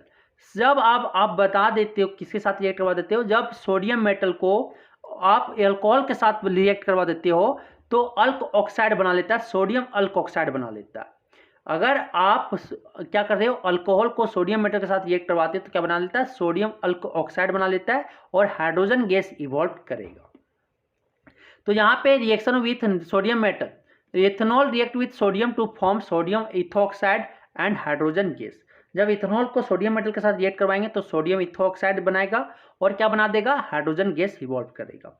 तो C2H5OH इथेनॉल को सोडियम मेटल के साथ रिएक्ट करवाएं तो क्या बना देगा, C2H5ONa बना देगा और H2 आपका क्या आ जाएगा, बाहर आ जाएगा, हाइड्रोजन गैस बाहर आ जाएगा। This reaction is used as test for ethanol, और ये रिएक्शन को हम लोग अल्कोहल का टेस्ट कर सकते हैं। जब हम क्या करो कि एक स्मॉल फिश क्या करो, सोडियम मेटल को पुट कर दो इथेनॉल में या अल्कोहल में ड्राई टेस्ट ट्यूब में, तो रेपिड एफरवेंस क्या, due to evolution of hydrogen gas is produce. वहाँ पे रेपिड रिएक्शन होने के कारण वहाँ पे क्या, हाइड्रोजन गैस का इवॉल्व होगा और this hydrogen gas can be tested by burning. When a burning splinter is brought, अगर वहाँ पे कैंडल लेके आते हैं नज़दीक तो एक ऐसा साउंड के साथ जलेगा, पॉप साउंड के साथ जलेगा, जो हाइड्रोजन गैस का कैरेक्टरिस्टिक्स है। और वहाँ से बता सकते हो कि अगर वहाँ पे गैस पॉप साउंड के साथ जल रहा है तो आप बता दोगे कि ये क्या है, दारू है। तो सोडियम मेटल से आप दारू पहचानना सीख जाओगे। ठीक है, ये आपको समझ आ गया। अब आता है क्या, डिहाइड्रेशन, कि पानी को बाहर निकाल देना। एनहाइड्रेस मतलब पानी है, डिहाइड्रेस मतलब पानी बाहर निकाल देना। अगर आप इथेनॉल को या अल्कोहल को एक्सेस कंसंट्रेटेड सल्फ्यूरिक एसिड के साथ रिएक्ट करवा देते, हीट करवा देते, कितना डिग्री सेल्सियस पे, 170 डिग्री सेल्सियस पे, 443 केल्विन पे, तो ये आपको अल्किन बना देगा। अल्कोहल से क्या बना देगा, अल्कोहल को कंक H2SO4 170 डिग्री या 443 केल्विन के साथ रिएक्ट करवा दिए, हिट करवा दिए, तो ये आपका किस में कन्वर्ट हो जाएगा, अल्कोहल से अल्किन में कन्वर्ट हो जाएगा, वाटर बाहर आ जाता है। जब इथेनॉल को C2H3 को आप क्या करो, आप किसके साथ, कंक H2SO4 170 डिग्री सेल्सियस या 443 केल्विन के साथ रिएक्ट करवा देंगे, तो डिहाइड्रेशन हो जाएगा, क्या बना देगा, इथिन बना देगा। क्या बना देगा, इथिन बना देगा, इथेलिन बना देगा। ठीक है, और वाटर बाहर निकाल देगा। ये समझ में आ गया। Concentrated sulphuric acid acts as dehydrating agent. यहाँ पे जो कंक H2SO4 है, सल्फ्यूरिक एसिड है, कंसंट्रेटेड सल्फ्यूरिक एसिड, वो डिहाइड्रेटिंग एजेंट की तरह वो क्या कर रहा है, काम कर रहा है। डिहाइड्रेटिंग एजेंट की तरह कौन काम कर रहा है, ये आपका सल्फ्यूरिक एसिड एक्ट कर रहा है। आप क्या होता है, रिएक्शन विथ इथेनोइक एसिड, आप देखेंगे किसके साथ, फॉर्मेशन ऑफ ईस्टर देखेंगे, इथेनोइक एसिड के साथ रिएक्ट करवाएंगे, मीन्स कि अल्कनोइक एसिड के साथ उसको कार्बोक्सिलिक एसिड के साथ रिएक्ट करवाएंगे। जब हम क्या करें, अल्कोहल को कार्बोक्सिलिक एसिड के साथ in the presence of conc H2SO4 के साथ रिएक्ट करवा दे दे, इन द प्रेजेंस ऑफ, ठीक है, कंसंट्रेटेड सल्फ्यूरिक एसिड के साथ, तो एक स्वीट स्मेली के साथ क्या बना लेगा, ईस्टर बना लेगा। मीन्स कि अल्कोहल प्लस कार्बोक्सिलिक एसिड दोनों को कंक H2SO4 के साथ रिएक्ट करवा देते हैं, तो क्या बना लेता है, ईस्टर का फॉर्मेशन कर लेता है। इसका फॉर्मेशन करता है ईस्टर। अभी देखे थे ना IPS नेम और वगैरह वगैरह ईस्टर पहचानने के लिए, तो ईस्टर का फॉर्मेशन कर लेता है। तो यहाँ पे देखेंगे example, ethanol react with ethanoic acid on warming in the presence of few drops of consent. When ethanol is react with ethanoic acid in the presence of concentrated sulfuric acid, then it form ester, then it form ethyl ether, ठीक है, ester. When ethanol react with ethanoic acid in the presence of concentrated sulfuric acid, then it form ethyl ethanoate. क्या बनाता है, ethyl ethanoate बनाता है, एक sweet स्मेलिक ester बनाता है। मीन्स कि अगर CH3COOH और C2H5OH के साथ दोनों को रिएक्ट करवा दिए, किसके साथ, कंसंट्रेटेड सल्फ्यूरिक एसिड के साथ, तो आपको क्या बना देगा, इथाइल इथेनोएट बनाएगा। इथाइल इथेनोएट का फॉर्मूला हो जाता है CH3। इसका स्ट्रक्चर होता है दिखाए थे ना, C+O, हमेशा ये आपका फंक्शनल ग्रुप है एस्टर का, यहाँ पे क्या आ जाएगा, C2H5 आ जाएगा। ये आपका स्ट्रक्चर हो गया, इसी का नाम है इथाइल इथेनोएट या इथाइल एसीटेट। ठीक है, the reaction in which a carboxylic acid combines with an alcohol to form an ester is called esterification, और उसी को हम क्या बोलते हैं, एस्टरीफिकेशन। इस प्रोसेस का नाम, जब आपका कार्बोक्सिलिक एसिड अगर आपको किसके, अल्कोहल के साथ रिएक्ट करके आपका क्या बनाए, ईस्टर का फॉर्मेशन करे, तो उसी को तो बोलते हैं एस्टरीफिकेशन। ठीक है, इसी को बोलते हैं esterification. Esterification takes presence in the catalyst like concentrated sulphuric acid. Concentrated sulphuric acid के साथ वो क्या करता है, प्रेजेंट में, कैटलिस्ट के प्रेजेंस में एस्टरीफिकेशन का प्रोसेस होता है। जो एबव रिएक्शन है, C2 आपका इथेनोइक एसिड और इथेनॉल के साथ रिएक्ट करवा दिए कंक सल्फ्यूरिक एसिड के प्रेजेंस में, तो आपका इथाइल एसीटेट वही एग्जाम्पल है एस्टरीफिकेशन का। ठीक है, we can carry out the reaction between ethanol and ethanoic acid. हम लोग ये दोनों का रिएक्शन कर सकते हैं। तो देखो यहाँ पे इथेनॉल प्लस इथेनोइक एसिड और 2-3 ड्रॉप्स क्या करो, कंक H2SO4 डाल दो सल्फ्यूरिक एसिड, और क्या करो, टेस्ट ट्यूब में क्या है, ये है, और एक गर्म पानी में बीकर में है, और इसको हीट करो। हीट करने बाद आपको फॉर्मेशन ऑफ क्या हो जाएगा, ईस्टर आपका बन जाएगा। 1 ml बोला क्या, प्योर इथेनॉल लो, और एक ऐड कर दो 1 ml ग्लेशियल इथेनोइक एसिड। ठीक है, ग्लेशियल इथेनोइक एसिड ऐड कर दो। आप 2-3 ड्रॉप क्या करो, आपको कंसंट्रेटेड सल्फ्यूरिक एसिड वहाँ पे क्या करो, ऐड कर दो। जैसे ऐड किए, वार्म दी टेस्ट ट्यूब को, आप क्या करो, टेस्ट ट्यूब को वार्म करो mixture in hot water bath पे फॉर अबाउट 5 मिनट, 5 मिनट तक। For the contents of the test tube in about 50 ml of water taken in another beaker and smelled. आप क्या करो, for the content of the test tube, जो content test tube में है, about 50 ml of water taken in another beaker, जो other beaker में लिए, और स्मेल इट, उसमें डाल दो ये जो दोनों का मिक्सचर करवाए, रिएक्ट करवाए वो टेस्ट ट्यूब वाला, और वो पानी में जो 50 ml में, और उसको स्मेल करो। ये sweet smell is observed obtain indicating the formation of Easter. अगर एक स्वीट मिठाई जैसा आपका स्मेल आ रहा है तो वो आपको बताएगा कि ईस्टर का फॉर्मेशन हो चुका है। तो please note that all alcohol react with carboxylic acid in the presence of little of concentrated sulphuric acid to form sweet smelling esters. कोई भी कार्बोजेलिक, कोई भी अल्कोहल कार्बोजेलिक साथ रिएक्ट करके, एसिड के साथ रिएक्ट करके, किसके प्रेजेंस में, स्मॉल अमाउंट ऑफ किसके, कंसंट्रेटेड सल्फ्यूरिक एसिड के साथ रिएक्ट करके, प्रेजेंस में रिएक्ट करके क्या बनाएगा, स्वीट स्मेलिक ईस्टर्स बना लेगा। आप टेस्टिंग फॉर अल्कोहल्स सॉरी आप टेस्ट फॉर एन अल्कोहल्स देखेंगे तो an alcohols can be tested by any one of the following test. तो सोडियम मेटल टेस्ट में तो 2 टेस्ट हम देखते हैं सोडियम मेटल टेस्ट में। जैसे अगर अल्कोहल में आप सोडियम डालोगे तो क्या आपका निकलेगा, ये आपका एक क्या हाइड्रोजन गैस निकलेगा। हाइड्रोजन गैस अगर आप कोई कैंडल के साथ जलने लाते तो ये पॉप साउंड के साथ जलेगा। ठीक है, तो वो बबल, तो उससे आप पहचान सकते हो कि ये अल्कोहल है। दूसरा ईस्टर टेस्ट फॉर अल्कोहल, जैसे अल्कोहल को अगर कंसंट्रेटेड सल्फ्यूरिक एसिड के प्रेजेंस में इथेनोइक एसिड के साथ उसको रिएक्ट करवा देते हैं तो एक स्वीट स्मेल देगा, जिससे हम पता चल जाएगा कि ये जो है अल्कोहल्स है। ये समझ में आ गया 2 टेस्ट आपको पहचानने के लिए। अब आता है uses of ethanol. Ethyl alcohol का यूज कहाँ कहाँ करते हैं।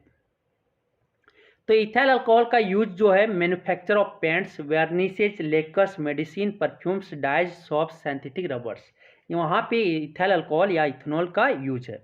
इथाइल अल्कोहल का यूज दूसरा सॉल्वेंट का तरह में के यूज करते हैं। Many organic compound which are insoluble in water are soluble in ethyl alcohol, means के ऑर्गेनिक सॉल्वेंट की तरह इसको यूज किया जाता है। Being a good solvent, ethyl alcohol is used in medicine such as tincture, iodine, cough syrup and many tonics. Tonic में जो बहुत सारे टॉनिक्स में आपका इथाइल अल्कोहल या इथेनॉल का यूज होता है। Ethanol is used as fuel in cars along with petrol. Ethanol का यूज कार में यूज किया जाता है एडिटिव की तरह। It is use also fuel in spirit lamp. Spirit lamp में इसका यूज किया जाता है अल्कोहल का। Ethanol is used in alcoholic drink. Drink के लिए भी यूज किया जाता है whisky, wine, beer, other liquors. Whisky content 35% of ethyl alcohol, wine content 10 to 20% of ethyl alcohol, beer content 6% of ethyl alcohol. तो आप देख लो दारू जो पीते हो कौन कितना पी सकते हो वो आप देख लो। जो बियर पीते हो उसमें 6% आपका क्या इथाइल अल्कोहल प्रेजेंट है, और आप जो वाइन पीते हो उसमें 10 से 20%, और अगर विस्की अगर आप पीते हो तो उसमें 35% आपका अल्कोहल मीन्स की इथेनॉल प्रेजेंट है। Ethyl alcohol ethanol is used as antiseptic to sterilise wounds and syringe in hospital and dispensaries. ये आपको एंटीसेप्टिक बनाया जाता है, स्टेरिलाइज मतलब कि साफ किया जाता है सिरिंज वगैरह को हॉस्पिटल और डिस्पेंसरीज में। अब आता है harmful effects of drinking alcohol. तो उसके इफेक्ट, अगर ज़्यादा अल्कोहल आप पी रहे हो तो इसका इफेक्ट क्या क्या हो सकता है। Alcohol slow down the activities of nervous system and brain due to which the judgement of person in impaired. Means कि अगर आप ज़्यादा दारू पियोगे, अल्कोहल पियोगे तो नर्वस सिस्टम को डैमेज करेगा, ब्रेन को डैमेज करता है। ठीक है, अगर आप ज़्यादा सोच नहीं पाओगे, इन्फ्लुएंस और एक्सप्लोर, आप जज नहीं कर पाओगे कि क्या सही है क्या गलत है, और कुछ नहीं कर सकते हो। Drunk and driving lead to increase road accident. अगर आप दारू पी के अगर गाड़ी चला रहे हो तो एक्सीडेंट्स ज़्यादा करोगे। Alcohol drinking lowers inhibition due to which drunken man becomes quarrelsome. और अगर आप ज़्यादा दारू पियो रहे हो तो रीस्ट्रेन में रहेगा, मेंटल रीस्ट्रेन, और सबसे आप लड़ाई झगड़ा करते रहोगे। This lead fat which increase violence and crime in society, और वो झगड़ा उगड़ा करेंगे। देख रहा होगा कि आप कैसे एक्सीडेंट हुआ, कैसे दारू पी के मस्त रहे, और ये अगर आप ज़्यादा पियोगे तो वो सीरियोसिस, ठीक है, सीरियोसिस एक नाम डिजीज है, वो उससे लिवर सोन डिजीज हो जाता है, ठीक है। Drinking alcohol heavily on a particular occasion lead to staggered moment, slurred speech, unclear speech, अगर दारू पियोगे ब्लड विजन हो जाएगा, डिजीनेस होगा, वोमिटिंग होगा, ये सब बीमारी आपकी होंगी अगर ड्रिंक ज़्यादा करते हो तो। Drinking of large quantities of alcohol makes man unconscious, man को अनकॉन्शियस बेहोशी की हालत पे रखता है, और वो मर भी सकता है ज़्यादा दारू पीता है तो। Heavy drinking of alcohol makes a man person alcoholic, addicted to alcohol, अगर हैवी ड्रिंकिंग कर रहे हैं तो उसको अल्कोहलिक आदत बना देता है। This makes the person financially bankrupt, इसको दिवालिया घोषित कर दिया जाता है। Heavy drinking of alcohol over a long period of time can damage the stomach, अगर आप लंबे समय से दारू पी रहे हो तो आपके stomach, liver, heart, even brain भी डैमेज कर सकता है। लिवर डिजीज जो आपका होता है दारू के कारण, वो होता है सिरहोसिस, एक बीमारी का नाम है लीवर में जो डिजीज होता है दारू के कारण, जो लीड टू डेथ, वो मरने तक भी पहुंचा सकता है, सिरहोसिस। इसीलिए आप समझ जाओ कि दारू कितना पीना चाहिए। The drinking of adulterated alcohol containing methyl alcohol causes several poisoning leading to blindness and even death, अगर आप मिथाइल अल्कोहल पी रहे हो तो वो सबसे ज़्यादा पॉइजनस है, वो ब्लाइंडनेस और डेथ तक पहुंचा सकता है। केस ऑफ मिथेनॉल, ठीक है, case of methanol, methanol damage the optic nerve causing permanent blindness in a person, अगर आप मिथेनॉल का सेवन कर रहे हो तो ऑप्टिक नर्व को डैमेज करेगा परमानेंट, और वो आपको ब्लाइंडनेस बना सकता है, ठीक है, ब्लाइंडनेस बना सकता है। डीनेचर्ड अल्कोहल या denatured ethanol, denatured alcohol is a ethyl alcohol which has been made unfit for drinking purpose by adding a small amount of poisonous substances like methanol, pyridine, copper sulphate acid. Denatured alcohol एक ऐसा ethyl alcohol है जिसमें unfit कर दिया जाता है उसके drink के लिए, मतलब उसमें नशा आ जाता है, तो एक स्मॉल अमाउंट में पॉइजनस सब्सटेंसेस को ऐड करके, जैसे मिथेनॉल को ऐड कर दे, पैराडीन को ऐड कर दे, कॉपर सल्फेट को ऐड करके उसको ना पीने लायक बना दिया जाता है, ठीक है, अनफिट कर दिया जाता है उस ड्रिंकिंग पर्पज के लिए, ठीक है, इसी को बोलते हैं डीनेचर्ड अल्कोहल या डीनेचर्ड इथेनॉल। देखो डीनेचर्ड अल्कोहल ये है। अब आता है इथेनोइक एसिड, आप क्या आता है इथेनोइक एसिड, तो इथेनोइक एसिड का वो जो है second member of carboxylic acid, homologous series of carboxylic acid है। फर्स्ट मेंबर जो है उसका, जो फर्स्ट मेंबर है उसका क्या है, मिथेनोइक एसिड है। फार्मूला जो है इथेनोइक एसिड का वो CH3COOH है। कॉमन नेम वो जो इथेनोइक एसिड का है वो एस्टिक एसिड है। A dilute solution of ethanoic acid in water is called vinegar, जो डायलूट सोल्यूशन और जो इथेनोइक एसिड में जो पाया जाता है इथेनोइक एसिड, वो विनेगर इथेनोइक एसिड में पाया इथेनोइक एसिड विनेगर जो होता है ना, जूस वगैरह जो सिरका जिसको कहते हैं, उसमें इथेनोइक एसिड एस्टिक एसिड पाया जाता है। Vinegar contains about 5 to 8% ethanoic acid, vinegar में जो 5 से 8%, ये आपका क्वेश्चन पॉलिटेक्निक में एग्जाम में बन सकता है, 5 से 8% आपका इथेनोइक एसिड परसेंट होता है, किसमें, विनेगर में। Vinegar contains about 5 to 8% acetic acid, acetic acid बोलो या इथेनोइक एसिड बोलो, विनेगर में कितना कंटेंट होता है, 5 to 8%। Vinegar is also used widely as preservative in pickles, pickles को बचाने के लिए, ज़्यादा से लंबे तक बचा के रखने के लिए विनेगर का यूज किया जाता है, विनेगर का यूज किया जाता है। अब आता है क्या, physical properties of ethanoic acid. Ethanoic acid जो होता है कलरलेस लिक्विड होता है, हैविंग शॉर्ट टेस्ट और स्मेल ऑफ विनेगर, उसमें खट्टा टेस्ट होता है, कलरलेस लिक्विड होता है, और कैसा स्मेल होता है, विनेगर के जैसा टेस्ट होता है। देखो यहाँ पे विनेगर मार्केट में इजीली आपको मिल जाएगा, 5 से 8% आपका एस्टिक एसिड कंटेन होता है। The boiling point of ethanoic acid is 118 degree Celsius, means की लो बॉइलिंग पॉइंट होता है।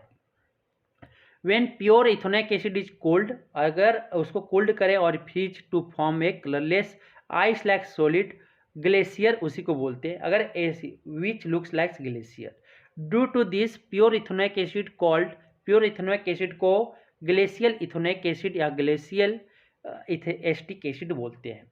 जब प्योर इथेनोइक एसिड को क्या करें, कुल्ड करें और फ्रीज करें तो ये कलरलेस आइस लाइक सॉलिड बना लेता है और उसी को ग्लेशियर बोलते हैं। इसीलिए उसको हम प्योर इथेनोइक एसिड को क्या बोलते हैं, ग्लेशियल इथेनोइक एसिड बोले या ग्लेशियल एसिटिक एसिड बोलते हैं।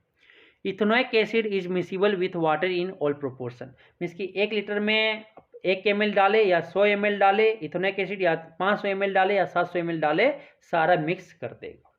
तो इथेनोइक एसिड कलरलेस लिक्विड है, शॉर्ट टेस्ट है और स्मेल कैसा है, विनेगर के जैसा है। बॉइलिंग पॉइंट जो एसिटिक एसिड का वो कितना है, 118 डिग्री सेल्सियस है।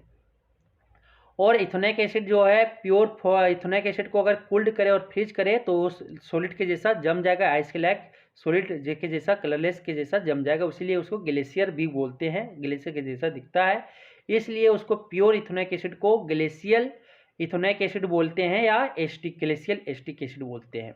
इथेनोइक एसिड मिसिबल है वाटर में कोई भी प्रोपोर्शन में। अब आता है chemical properties of ethanoic acid. आप क्या आता है, chemical properties of ethanoic acid. Action of litmus, पहला देखेंगे एक्शन ऑफ लिटमस। जैसे इथेनोइक एसिड को एसिडिक इन नेचर होता है, अगर आप ब्लू लिटमस से वो क्या कर देगा, रेड लिटमस में टर्न कर देगा। इथेनोइक एसिड जो है ब्लू लिटमस से कैसा, रेड कर देगा। ठीक है। कार्बोजेलिक एसिड, आप जो है carboxylic acid turn blue litmus to red. अगर ब्लू लिटमस को अगर आप ये कार्बोजेलिक एसिड में डालते हो तो क्या हो जाएगा, रेड लिटमस में चेंज हो जाएगा। ठीक। We will compare the strength of carboxylic acid like ethanoic acid and mineral acid. Let us test both ethanoic acid and hydrochloric acid with blue litmus paper universal indicator 1 by 1. Dilute ethanoic acid आप क्या बोलता है कि dilute ethanoic acid को blue litmus से paper से क्या red कर देता है, और लेकिन एसिडिक नेचर वो शो नहीं करता। इट इज एसिडिक नेचर वो शो कर रहा है, लेकिन वो स्ट्रॉन्ग है कि वीक है वो शो नहीं कर पाता है। ठीक है। Dilute hydrochloric acid also turn blue litmus paper to red, showing that it is also acidic in nature. Litmus tests show that both ethanoic acid and hydrochloric acids are acidic in nature, but the litmus test does not show कि कौन acid ज़्यादा strong है कौन week है। तो कौन show करता है, यूनिवर्सल इंडिकेटर जो है वो आपका शो करता है कि कौन एसिड आपका स्ट्रॉन्ग है और कौन वीक है। वह 0 से लेकर 14 तक टेबल था ना। अगर dilute ethanoic asset turns universal indicator paper two orange, universal indicator paper को कैसा करता है, ऑरेंज करता है, showing that it's pH is about 4। Means कि लिटमस पेपर दोनों क्या शो कर रहा है कि एसिडिक नेचर है, लेकिन वो नहीं बता पा रहा है कि ये कौन स्ट्रॉन्ग है कौन वीक है। लेकिन आपका यूनिवर्सल इंडिकेटर जो एक ऐसा इंडिकेटर है जो डायल्यूट इथेनोइक एसिड को बता दे रहा है कि वो पेपर इंडिकेटर पेपर कैसा ऑरेंज कर देगा। ठीक है। और ये शोइंग क्या करेगा, इसका पीएच जो वैल्यू है वो 4 शो करता है। Ethanoic acid is a weak acid, क्योंकि 3.5 से लेकर 7 तक को वीक एसिड कहते हैं। ठीक है। Dilute hydrochloric asset turns universal indicator paper two red, वो क्या रेड कर देता है, showing that it's pH is about 1। उसका पीएच कितना होता है, 1 होता है। पीएच वैल्यू कितना होता है, 1 होता है डायल्यूट हाइड्रोक्लोरिक एसिड का, इसीलिए उसको हम बोलते हैं strong acid. Though hydrochloric acid is strong acid, इसीलिए उसको स्ट्रॉन्ग एसिड बोलते हैं। The comparison of pH with universal indicator tell us ethanoic acid and hydrochloric acid are not equally strong. Means कि आप ये जान सकते हो कि कौन स्ट्रॉन्ग एसिड है और कौन वीक एसिड है, वो कौन बताता है, यूनिवर्सल इंडिकेटर बताता है, ना कि आपका लिटमस पेपर बताता है। ठीक है। Due to acidic nature ethanoic acid react with carbonate hydrogen carbonate. Acidic nature होने के कारण आपका इथेनोइक एसिड किसी के साथ रिएक्ट करेगा, कार्बोनेट के साथ रिएक्ट करेगा, हाइड्रोजन कार्बोनेट के साथ करेगा, बेसिस के अल्कली के साथ रिएक्ट करेगा। This reaction of ethanoic acid are described below, और ये एसिड हम लोग इसका डिस्क्रिप्शन इसका हम डिस्क्राइब्ड देखेंगे, नीचे देखते हैं कैसे जानते हैं। ठीक है। Reaction with carbonate and hydrogen carbonate, जब आपको carboxylic acid react with carbonate और hydrogen carbonate evolve carbon dioxide gas और carbon dioxide formation of salt and water, और सॉल्ट और क्या बनेगा, वाटर बनेगा। और कैसे इथेनोइक एसिड आप कैसे पहचानोगे कि कार्बन डाइऑक्साइड है, तो इसको जैसे आप लाइम वाटर में पास करवा दिए वो क्या हो जाएगा, मिल्की कलर हो जाएगा, मिल्की सा हो जाएगा। तो उसे हम बोल देंगे क्या कि कार्बन डाइऑक्साइड गैस है। The reaction with sodium carbonate, आप क्या करते हैं एक एग्जाम्पल से देखते हैं। जैसे आप अल्कोनिक एसिड या कार्बोजेलिक एसिड को सोडियम कार्बोनेट या हाइड्रोजन कार्बोनेट के साथ रिएक्ट करवाते हैं तो salt plus carbon dioxide plus water देगा। ठीक है, प्रोडक्ट में आप देखते हैं एग्जाम्पल से। Reaction with sodium carbonate, ethanol when ethanoic acid react with sodium carbonate then it form sodium ethanoate and carbon dioxide and water. ठीक है, क्या बनाएगा, सोडियम इथेनॉएट बनाएगा, कार्बन डाइऑक्साइड बनाएगा और वाटर बनाएगा। एग्जाम्पल, इथेनॉइक एसिड को जब सोडियम कार्बोनेट के साथ रिएक्ट करवा देते हैं तो ये क्या बनाएगा, सोडियम इथेनॉएट। सोडियम इथेनॉएट का फॉर्मूला होता है CH3COONA। ठीक है, क्या किया, सोडियम क्या किया, H को रिमूव कर दिया, इसको बोल सकते हैं डिस्प्लेसमेंट रिएक्शन भी बोल सकते हैं। ठीक है, और क्या बना देगा, CO2 वाटर बना दिया। ठीक है, ये रिप्लेस करके आपके इसको सोडियम इथेनॉएट भी बोलते हैं और सोडियम एसीटेट भी बोलते हैं, दोनों नाम है इसका। ठीक है, अब ये आपको बना दिया ethanoic acid when sodium carbonate is added to solution of ethanoic acid बीस की फर्नेस, क्या एक आपका कार्बन डाइऑक्साइड वहां से निकलेगा बाहर। The salt form in this reaction is sodium ethanoate, और सॉल्ट जो बनाएगा क्या बनाएगा, सोडियम इथेनॉएट बनाएगा। कॉमन नेम जो होता है सोडियम इथेनॉएट का वो होता है sodium acetate. All the carboxylic acid react with sodium carbonate and in a similar way. जितना भी आप इसमें ले लो, ये प्रोपेनॉइक एसिड ले लो, डेकेनॉइक एसिड ले लो और सोडियम कार्बोनेट से रिएक्ट करवा दो, इसी तरह आपका क्या बना देगा, सोडियम डेकेनॉइट बनाएगा, कार्बन डाइऑक्साइड प्लस वाटर बना देगा। ठीक है, तो ये आपको समझ में आया होगा। अब आता है सोडियम हाइड्रोजन कार्बोनेट। जब अगर हम इथेनॉइक एसिड को when ethanoic acid react with sodium hydrogen carbonate then it form क्या, carbon dioxide, sodium ethanoate and water. अगर सोडियम बाइकार्बोनेट के साथ सोडियम हाइड्रोजन कार्बोनेट के साथ रिएक्ट करवा देते हैं इथेनॉइक एसिड को तो वो सोडियम इथेनॉएट सॉल्ट बनाता है, कार्बन डाइऑक्साइड बनाता है और वाटर बनाता है। ठीक है, तो ये रिएक्शन आप देख सकते हो CH3COOH प्लस NaHCO3, ये सोडियम हाइड्रोजन कार्बोनेट का फॉर्मूला है। ये sodium ethanoate plus carbon dioxide बनाया प्लस वाटर बनाया, यहाँ कार्बन डाइऑक्साइड होगा। This reaction used as a test for ethanoic acid और एसिटिक एसिड, और ये हम लोग इथेनॉइक एसिड या कार्बोजेलिक एसिड को टेस्ट करने के लिए यूज कर सकते हैं कि कार्बोजेलिक एसिड है या नहीं है। क्या करो कि कार्बोजेलिक एसिड ले लो या इथेनॉइक एसिड डाइल्यूट ले लो और उसमें सोडियम एक, ठीक है, फ्लास्क में क्या करो, कोर्क से पैक कर दो और एक यहाँ पे ट्यूब लगा दो जहाँ पे आप ऐड कर सकते हो एसिड को धीरे से। ठीक है, तो डाइल्यूट एसिटिक एसिड यहाँ से आप डालो और इसमें सोडियम कार्बोनेट डाल दो। ठीक है, यहाँ से और एक पास करवा दो, यहाँ से गैस लेके और यहाँ पे लाइम वाटर ले लो ये दूसरे टेस्ट ट्यूब में। आप क्या करो, यहाँ से डाइल्यूट जो है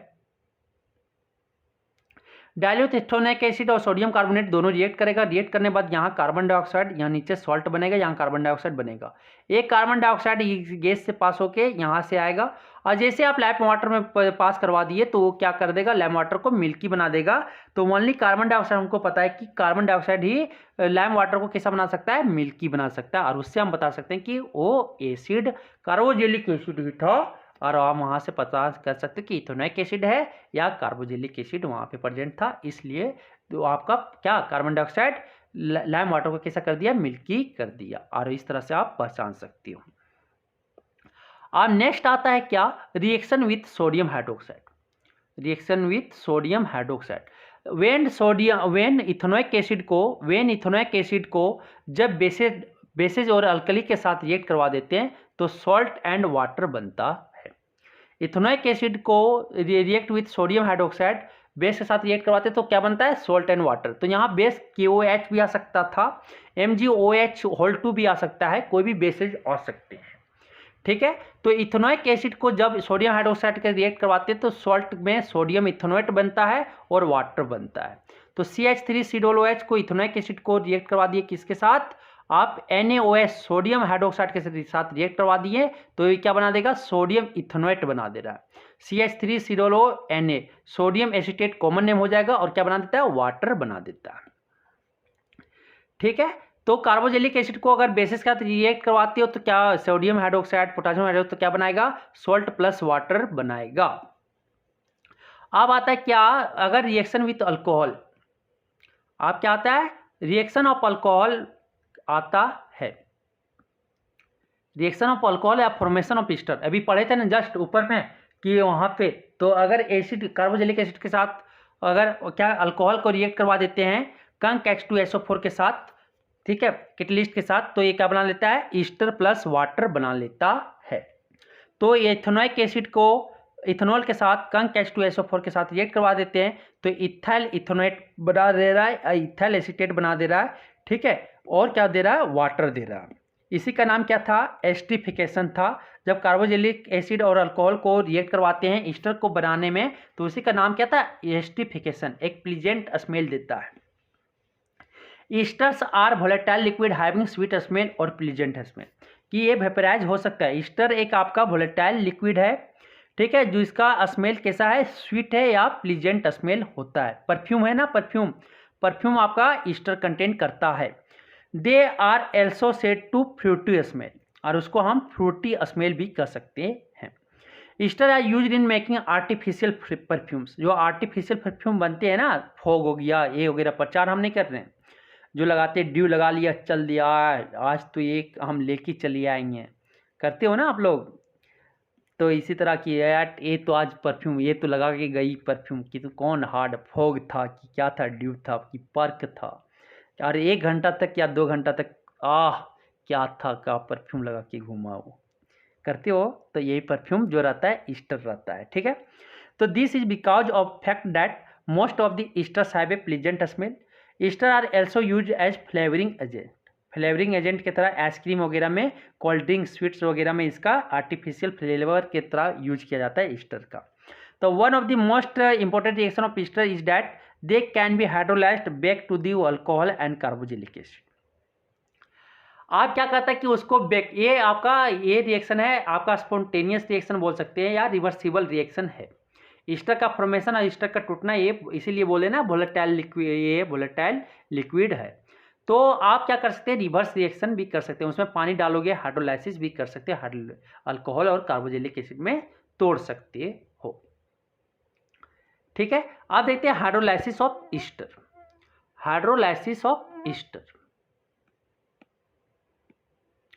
When an ester is heated with sodium hydroxide, जब आप सोडियम हाइड्रोक्साइड के साथ ईस्टर को हीट करते हैं, then ester get hydrolysed break down to form parent alcohol and sodium salt of carboxylic acid.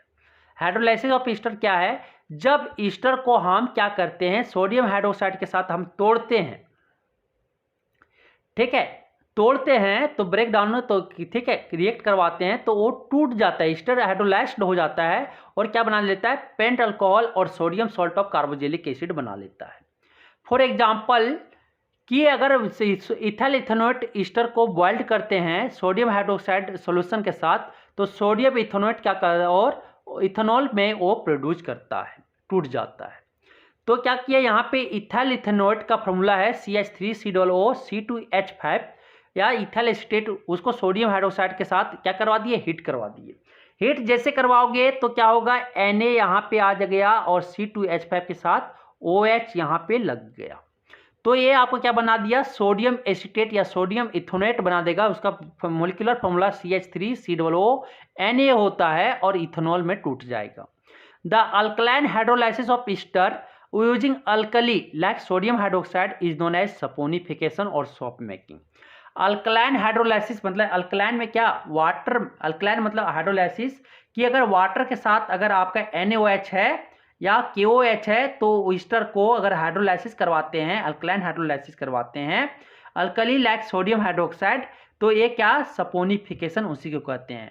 तो क्या बोलेंगे, the alkaline hydrolysis of ester is known as saponification और सॉफ्ट मेकिंग।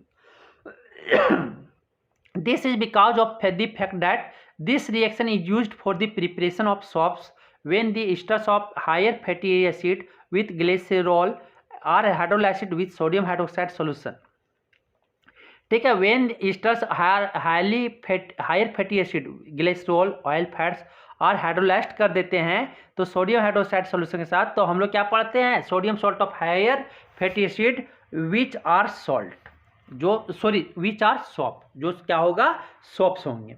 और test of carboxylic acid, sodium hydrogen carbonate test, कि अगर acid पहचाना कि carboxylic acid, तो कार्बोजेलिक एसिड को क्या करो, सोडियम हाइड्रोजन कार्बोनेट या सोडियम बाइकार्बोनेट या कार्बोनेट के साथ रिएक्ट करवा दो, क्या होगा, कार्बन डाइऑक्साइड रिवॉल्व होगा। कार्बन डाइऑक्साइड रिवॉल्व होने के बाद उसको क्या करो, लाइम वाटर से पास करवा दो। लाइम वाटर से जैसे पास करवाओगे, लाइम वाटर से जैसे पास करवाओगे वो क्या हो जाएगा, आपका लाइम वाटर मिल्की सा हो जाएगा, जो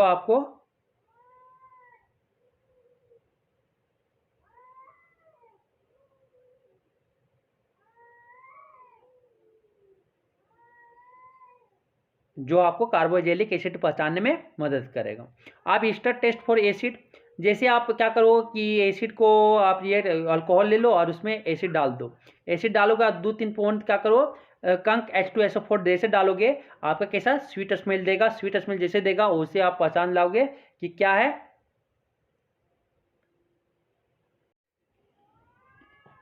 तीसरा टेस्ट है कार्बोजेलिक एसिड को पहचानने के लिए लिटमस टेस्ट। लिटमस टेस्ट क्या होगा, ब्लू लिटमस से क्या हो जाएगा, रेड में चेंज हो जा रहा है, तो आप कह सकते हो कि ये आपका कार्बोजेलिक एसिड है। तो 3 टेस्ट, पहले सोडियम कार्बोनेट देखे, सोडियम कार्बोनेट से क्या, कार्बन डाइऑक्साइड एसिड आ रहा था, कार्बन डाइऑक्साइड एसिड को क्या किए आप, लाइम वाटर से पास करवाए, लाइम वाटर क्या कर दिया, मिल्की कर दिया, तब वहाँ से पता चल दिए कि वो कार्बोजेलिक एसिड है। ठीक है, फिर ईस्टर टेस्ट आप देखिए, ईस्टर टेस्ट अल्कोहल के साथ रिएक्ट करवाए कार्बोजेलिक एसिड को, तो ये आपको बना दिया क्या, एक स्वीट स्मेल आया, तो यहाँ से बता सकिए कि एसिड था। Litmus test, litmus test blue litmus से अगर रेड हो गया तो उसे हम बोलते हैं क्या, एसिड है। अब uses of acid, uses of acid, uses of acid में डाइल्यूट एसिड का यूज जो है, डाइल्यूट एसिड का, dilute ethanoic acid in the form of vinegar is used as food preservative in the preparation of pickles, sausage like tomato sausage. As vinegar it is also used as appetizer for dressing food dishes. ठीक है, dilute ethanoic acid को use food preservative में use किया जाता है, preparation of pickles, जैसे pickles तैयार करने में, सॉस वगैरह तैयार करने में आपका डाइल्यूट इथेनोइक एसिड का यूज किया जाता है। विनेगर का आप ड्रेसिंग फूड अगर कर रहे हो डिशेज का, तो यहाँ पे यूज किया जाता है। Ethanoic acid used for making cellulose acetate which is an important artificial fibre. ये मेकिंग सेलुलोज एसीटेट बनाने में यूज किया जाता है इसका। इथेनोइक एसिड का जो है एसीटोन बनाने में, प्रोपेनोन बनाने में भी इसका यूज होता है, और ईस्टर का यूज परफ्यूम बनाने में भी यूज किया जाता है। इथेनोइक एसिड का यूज आपका प्रिपरेशन ऑफ डाइज बनाने में, ठीक है, प्लास्टिक बनाने में, एसीटोन बनाने में, ठीक है, और प्लास्टिक फार्मास्यूटिकल्स बनाने में यूज किया जाता है इथेनोइक एसिड का। इथेनोइक एसिड का आप कोगुलेट रबर फ्रॉम लेटेक्स वो भी यूज किया जाता है। ठीक है, एनहाइड्राइड की तरह भी एस्प्रिन को मैन्युफैक्चर करने में इथेनोइक एसिड का यूज होता है। तो ये इसका यूज आप देख लिए। अब आता है क्या कि ऑब्जेक्टिव टाइप क्वेश्चंस कि 2 common alcohols are methanol and ethanol, ये आपका इसका कॉमन नेम फार्मूला सब याद कर लेना है। ठीक है, 2 common carboxylic acid HCH, formic acid, इसका जो IPAC नेम है methanoic acid, formula HCOOH, acidic acid ethanoic acid CH3COOH, उसका जो जनरल फार्मूला होता है molecular formula CH2O2, ethanoic acid का होता है C2H4O2। 2 कॉमन ईस्टर्स जो है CH3 आपका मिथाइल एसीटेट अभी बताए थे ना, और एक इथाइल एसीटेट, इथाइल इथेनोएट, और आपका ये मिथाइल इथेनोएट। ठीक है,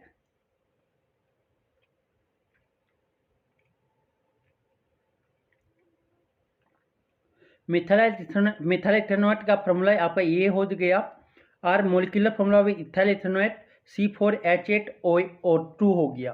तो ये आपका कार्बोजेलिक एसिड और आपका क्या बोले आपका ये ईस्टर का दोनों का मोलिकुलर फार्मूला सेम होता है, लेकिन आपका स्ट्रक्चर फार्मूला डिफरेंट होते हैं। अब आता है यहाँ पे कि एन ऑर्गेनिक कुछ क्वेश्चन दिए हुए हैं, इसको सॉल्व करना है। क्या बोलता है कि an organic compound A is a constituent of wine and beer, कि एक ऑर्गेनिक कंपाउंड ए है जो वाइन और बियर का कंस्टिट्यूएंट है। This compound on heating with alkaline potassium permanganate forms another organic compound B, और अगर उसको ये अल्कलाइन पोटासियम परमैंगनेट के साथ रिएक्ट करवा देते तो ऑर्गेनिक कंपाउंड क्या बी बना लेता है। Which turns blue litmus to red, जो ब्लू लिटमस से क्या बना देता है, रेड बना देता है। Identify the compound A, write the chemical equation of the reaction that takes place to the form compound B, name the compound B. अब क्या होता है कि ए जो आपका होगा अल्कोहल होगा,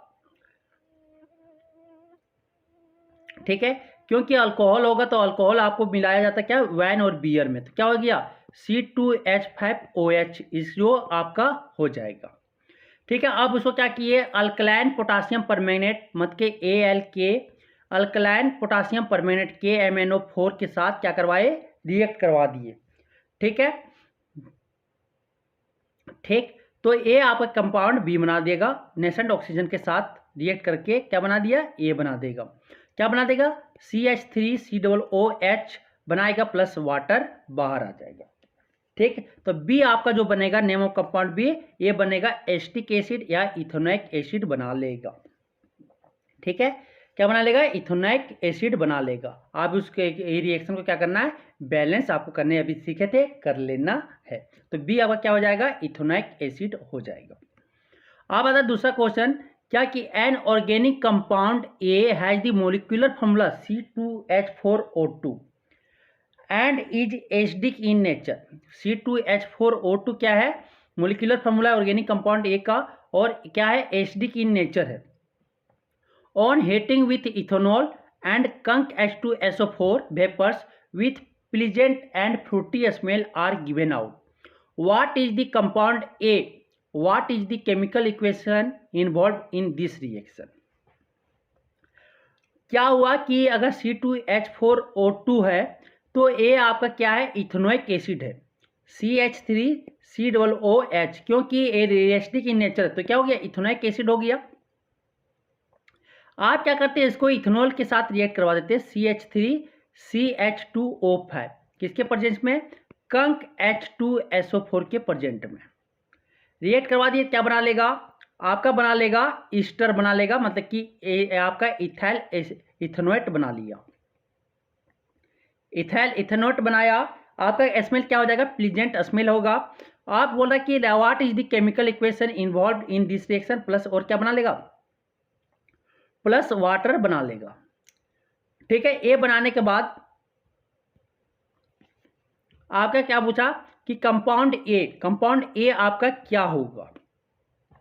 एन ऑर्गेनिक कंपाउंड ए है जो मोलिकुलर फॉर्मूला, तो ए आपका क्या हो जाएगा, आपका इथेनोइक एसिड हो जाएगा।